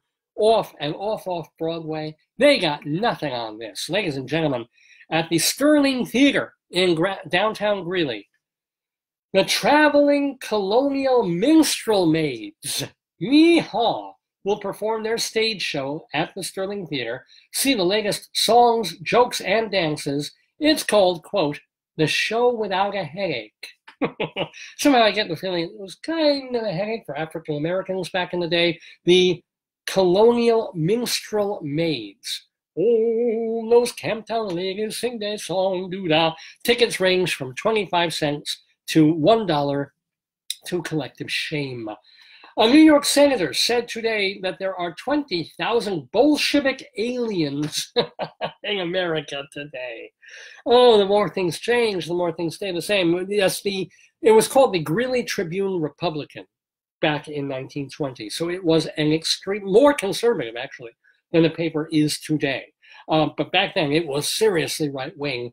There are 20,000 Bolshevik aliens in America today that are trying to overthrow our leadership and turn America into a communist government. More things change, more things change. Okay, let's do a modern crime from modern times. Police responded. I don't have the proper, I don't know if I have a good sound for police on this one. Let's try maybe this one. Police sorry about that. Responded to Heath Middle School for two people wearing dark clothing and hoods trying to get into the school. They were custodial staff. There you go. This, by the way, happened just a week or two ago in Greeley, Colorado. Police also responded, speaking of schools, to Winograd Elementary School for a report of cows on the soccer field. I told you we were living in Colorado. A report of cows on the soccer field. Police did not find any cows. I guess the women's soccer team has since gone on a serious diet. Thank you very much. Okay, let's do a little more old-timey thing. A berthed man, berthed is a place in northern Colorado, a berthed man went into town, and he was a breech berthed man, went into a town store and ordered goods of all kinds, regardless of character and cost, and had them sent to his home. Well, he didn't have the money to pay for the goods, even though he believes he's a millionaire. He may have sanity problems because of an old bullet wound to his head. He also believes foreigners in airplanes are constantly watching him. And we know this is old times because the newspaper spelled the word aeroplanes, which I love. But yes, blame it on the bullet in your head, sir. Yes, that's the best way to go about it. By the way, next week will be Rough on Rats Week in Greeley. According to the Great Western Sugar Company, rats have been very damaging to farm crops, and cats have not lived up to their reputations as rat killers. A new kind of poison will be introduced next week. So, yeah, even back then, Monsanto dipping its fingers in. But anywho, very happy to do this. Ladies and gentlemen, making another special cameo appearance on the episode today, we're having a potato alert. Potato alert, potato alert. This is when a story about potatoes happens in the news in our Greeley Crimes and Old Time segment. Potato alert from 1920. A warning to farmers. Don't hold on to your spuds too long. Yeah, you'll go blind and the back of your hands will get all hairy. Don't hold on to your spuds too long. More money has been lost due to rotten potatoes than was made from selling them early. Get those spudsies out of the ground. That's our potato friend giving us some sound advice. Hey, by the way, speaking of foodstuffs, we try every week, even though this segment is called Greeley Crimes and Old Times, we move out of Greeley just a little bit, just for a moment or two, to do a story from elsewhere in the universe, elsewhere in the country. And we do have a story from elsewhere that was published just a couple of days ago, just when you thought there's no good news, by the way, in the world, just when you thought it's all about the stock market reacting to the coronavirus and the idiotic political situation that we have and everything else, right? There is good, beautiful, and even magnificent news. Dateline Dunkin' Donuts. Check this out. While other fast food chains are rushing to launch meatless and plant-based options, Dunkin', and they call themselves Dunkin' now, they took the donuts out of the name, and everybody can get angry about this, but they wanted to say, hey, we're more than just donuts. That's why we're taking Dunkin' out of their name. We're just Dunkin', right? Well, I forgive them. You know why? Because Dunkin' went in the opposite direction, and they have released the ultimate meat snack. As of this past Wednesday, Snackin' Bacon entered the menu. And it is just like it sounds, ladies and gentlemen, 8 half strips of bacon wrapped up in a sleeve. Here at Dunkin', says the tag, we wanted to formulate the perfect afternoon pick-me-up. What is better than a bag of bacon? Nothing.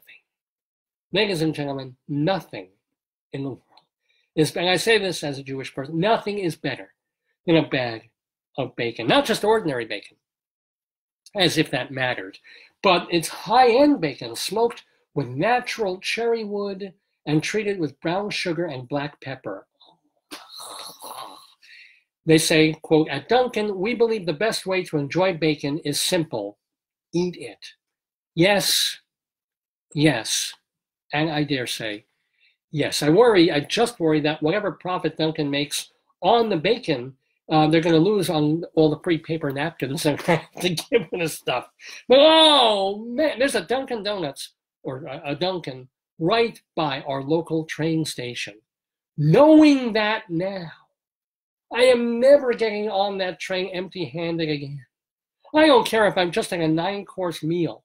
If I can just get a portable bag of bacon, you will find me on the LIRR flopping around with trichinosis or heart disease. I don't care. Bag of bacon.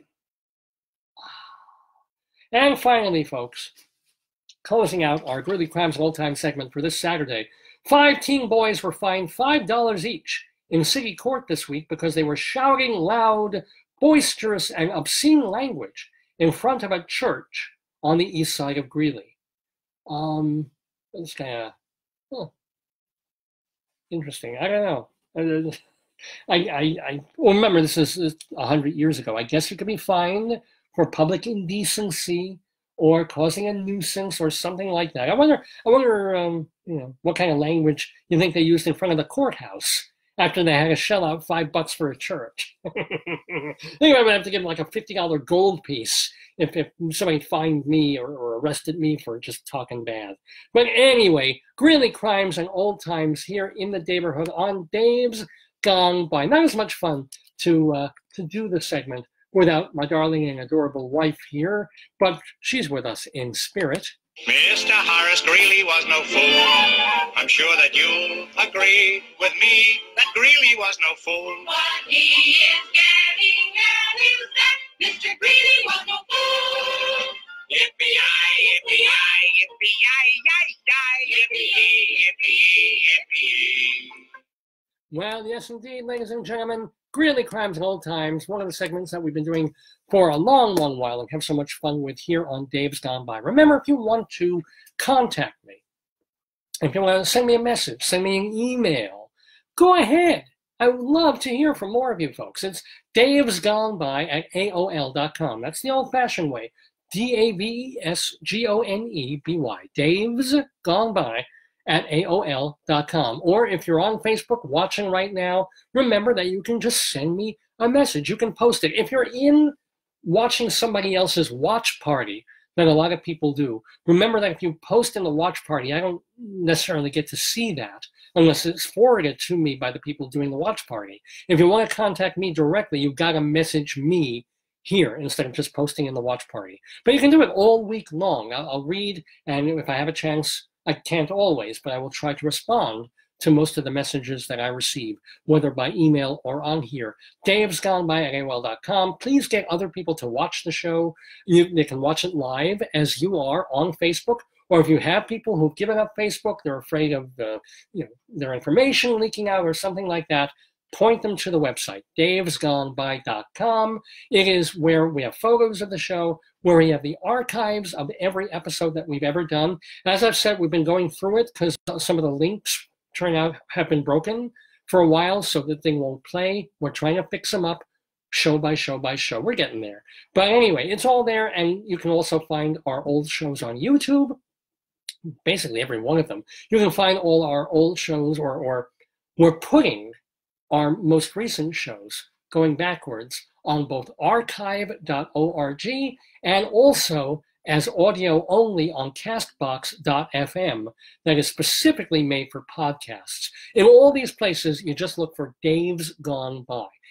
You can run all the letters together, DAVESGONEBY, and find us. Well, also, thanks so much, Rabbi Saul Solomon, for being with us in the Daverhood. You can contact him. I don't know why you want to, but it's shalomdammit@aol.com. Shalom, DAMMIT, shalomdammit@aol.com, especially if you are a producer and you want to bring his stage show, Shalom Dammit, off Broadway or to other parts of the country or the world. He's ready. He's willing. Prostate aside, he's able. ShalomDammit@aol.com. And check out his website, ShalomDammit.com, because you can get an idea of what that show is. You can hear his rabbinical reflections there. And you can even see the TV show, the hilarious show that he did for Long Island cable TV back about a decade ago. All at ShalomDammit.com. Thank you, Rabbi Saul. And let's see, we're almost closing out the show, but not before we get to our Colorado Limerick of the Damned. Now, this is just something I started as a whim a couple of years ago when I was living in Colorado and noticed that some of the names of towns in Colorado were very conducive to writing funny little naughty little poems about. They were good, easy rhymes, if you will, and rhymes that could be made really, really naughty. So I started just doing a couple of them and couldn't stop. And now I've got about 80 of them, and I've been doing one a week on episodes of Dave's Gone By. And we're up to the S's. We're up to our asses and S's, actually, in Dave's Gone By, Colorado Limericks of the Damned, although I've been writing new ones and throwing them in along the way. And today we venture to Severance, Colorado, in our Colorado Limerick of the Damned. You're the poetry man. A limerick is a comic verse of 5 lines, in which lines 1, 2, and 5 will end with words that rhyme. And likewise, verses 3 and 4 also end with words that rhyme. So this is a limerick. Rocky Mountain, Colorado. The dulcet tones of Christine Lavin there ushering us into our Colorado Limerick of the Damned. And this is the time to get the kitties and the pets out of the room just for a moment or two, just in case. We're generally a PG show, but sometimes I slip. And, you know, the FCC isn't watching this. If they did, we have a lot more viewers, I guess. But anyway, Colorado. We've got a poem coming up about Severance. It's a town of about 3,000 people in Weld County, which is north of Greeley. If you're driving up to Fort Collins, one way to get there, if you're avoiding the highway, is to go through the town of Severance. And you know you're going through Severance because the speed limit through the whole god-darn town is about 20 miles an hour. And if you break that speed limit, cops will get you immediately. So you go. You're driving along, you're humming along 40, 50, whatever miles an hour, and then Severance. And it's like crawling along. They, I guess, want you also to stop in Severance and sample all the wonderful things to do there, which really is not a whole hell of a lot. They're known for one eating establishment. It's Bruce's Bar, and it's kind of cool. Like we went there with friends, and it's basically your real country western bar and grill. They do line dancing. We took part in that, the only time I will ever do that. It was kind of fun. And their delicacy, the thing that they're known for, this is the place. I mean, you can get it other places too, but this is the place to go for Rocky Mountain oysters. Bruce's Bar is known for, it's not a seafood dish.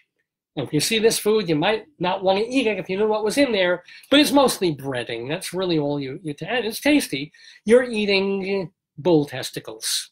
Essentially, that's Rocky Mountain oysters, and Bruce's Bar makes those so you can go dance and have a ball, quite literally. So then, really, there's nothing else in Severance. Severance has about 3,000 people in it. It doesn't seem that big that it would.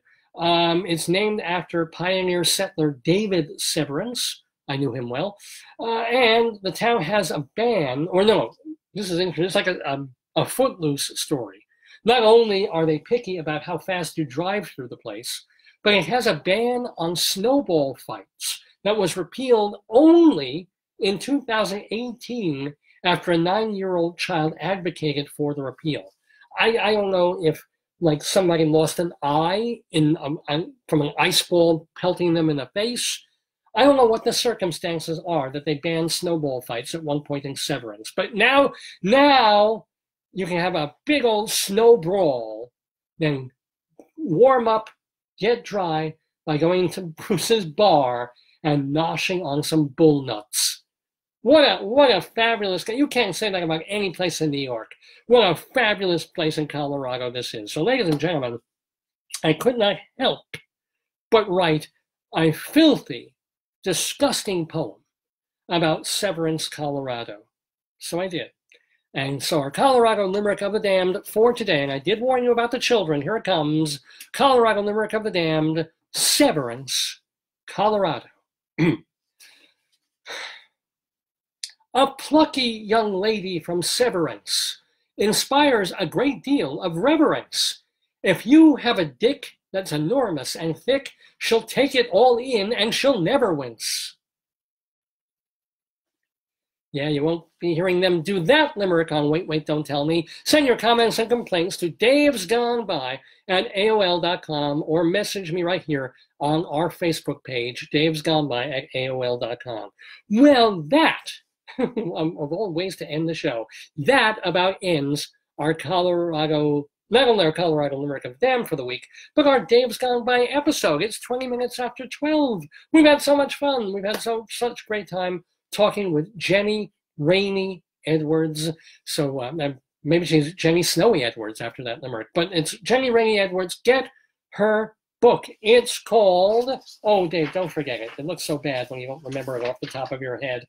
But the book is called Bumping Down Highways, and that is the website as well, bumpingdownhighways.com. And remember, I think she blogs there and she posts photos and videos of her treks across America in her RV. So if you want to see how she manages across North Dakota up into Alaska, or then she'll probably blog from Hawaii when she gets there too, go to bumpingdownhighways.com. The book is available from Simon & Schuster and all the places where Simon & Schuster books are sold. We thank her so much for talking to Rabbi Saul today in the Daverhood. Speaking of guests, we're super excited about upcoming guests in the Daverhood over the next couple of weeks. Yay, yay, yay. So what's kind of nice is next Saturday, March 7th, I believe it will be, next Saturday morning on Dave's Gone By, we will have an actress, and we're kind of proud of this one because she got her college degree in the same place that I got one of my college degrees. She went to the University of Northern Colorado. She got her an acting degree there, or she went there for some time. She went to a couple of different colleges, but she went to the acting school at UNC. And I got my theater education degree from the same school. And this is Beth Malone. She has known there. She's like one of the shining lights of that acting program at the University of Northern Colorado, because she went and she made it.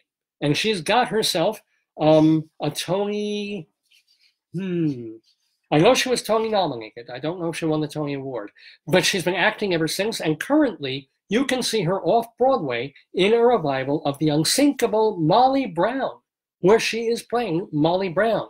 So, yay, we'll have Beth Malone in the Daverhood next Saturday, talking to us about her actor's training back in Colorado, talking about her life as a working actress over the past couple of decades, and finding success on Broadway, kind of midlife. She was in Fun Home, the Tony-winning show, and what she's doing now, and all these musicals that she's doing. Beth Malone in the Daverhood next week. And then the week after that, this is really, really kind of special to me. My old boss is scheduled to be on the program. I was talking earlier about when I was managing editor of Playbill.com. I was running the Playbill website, or at least the content part of it, not the tech part of it.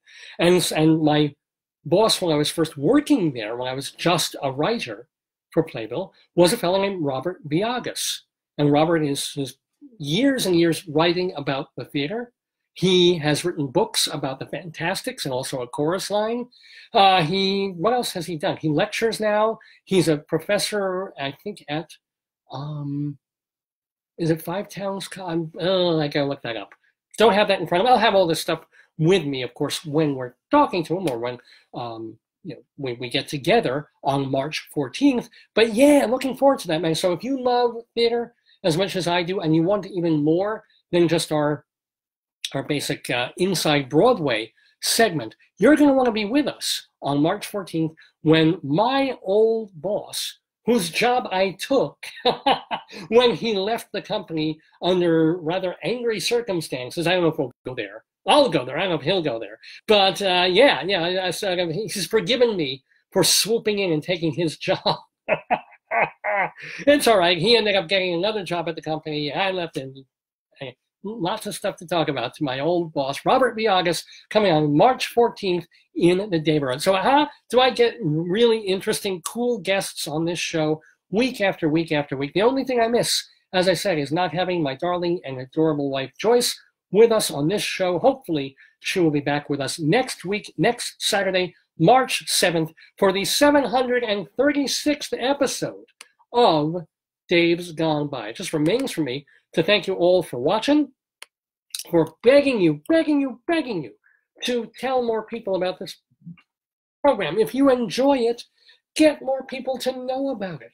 Get more folks to tune in, to watch, even if they can't watch us live, have them watch us at the archives, either on Facebook or on davesgoneby.com. We need more active engagement. I'm even thinking, I'm in the early stages of thinking about this, of wouldn't it be great to have a live iteration of this program, to bring it live either into a small theater space or a cabaret space, and do a shortened version, maybe an hour long, like cabaret version of the show. With certain segments of the program, we'll have a guest or two who are actually live with us on stage that I could interview or Rabbi Saul Solomon could interview. We'll have audience interactive stuff. We'll do the trivia game. We'll bring someone up out of the audience and have them play Today, Yesterday. It's all bubbling around in my head. But in order to make that happen, I need to know that I have the audience and fan base who will turn out to see it maybe once a month if tickets are cheap, and then if it goes really well, turning it into a regular thing, like a Prairie Home Companion, like a Wait, Wait, Don't Tell Me. What do you think of the idea? I really want to do it. I really want to do it in New York. There's some obstacles to doing it, but if you have ideas or you want to support it, contact me, davesgoneby@aol.com, and let me know your suggestions of what you'd like to see in a live, on-stage, hour-long version of Dave's Gone By. Dave's Gone Live is what I'm going to call it. Think about it and let me know. Until next week, so I have a whole week to ponder it anyway. Until next week when I see you again, and our guest will be Beth Malone in the Daverhood. Have a wonderful week. Post-President's Day, we're going into March. It's actually going to feel like springtime next week. It'll be rainy, but nice warm weather here in New York. So even though it isn't technically spring yet, we're marching toward it, right? We're getting out of February, and we got out snow-free, which is amazing. And by next weekend, we'll be setting the clocks forward. I mean, you know, lose an hour of sleep, but boy, get out of the office, the sun will still be bright in the sky. Not too shabby. So enjoy and hang with me for yet another edition of Dave's Gone By. Until then, enjoy this one extra day of the year. We only get one of these every 4 years because, you know, the reason for that, I looked it up. It's that a year is not just 365 days. It's 365 days plus 6 hours. Whoever figured this out. So you make 6, 12, 18, 24. Every 4 years, you add in that extra day so that the world doesn't explode. Here's a really, really terrible song I found on the internet called the Leap Day Leap Year Song and Gone By. Leap day, la la la la, leap day, yeah. Leap day, it's leap day, February 29. This doesn't happen all of the time. It only happens on leap day, yeah. Leap day, la la la la la la la la la, leap day, yeah.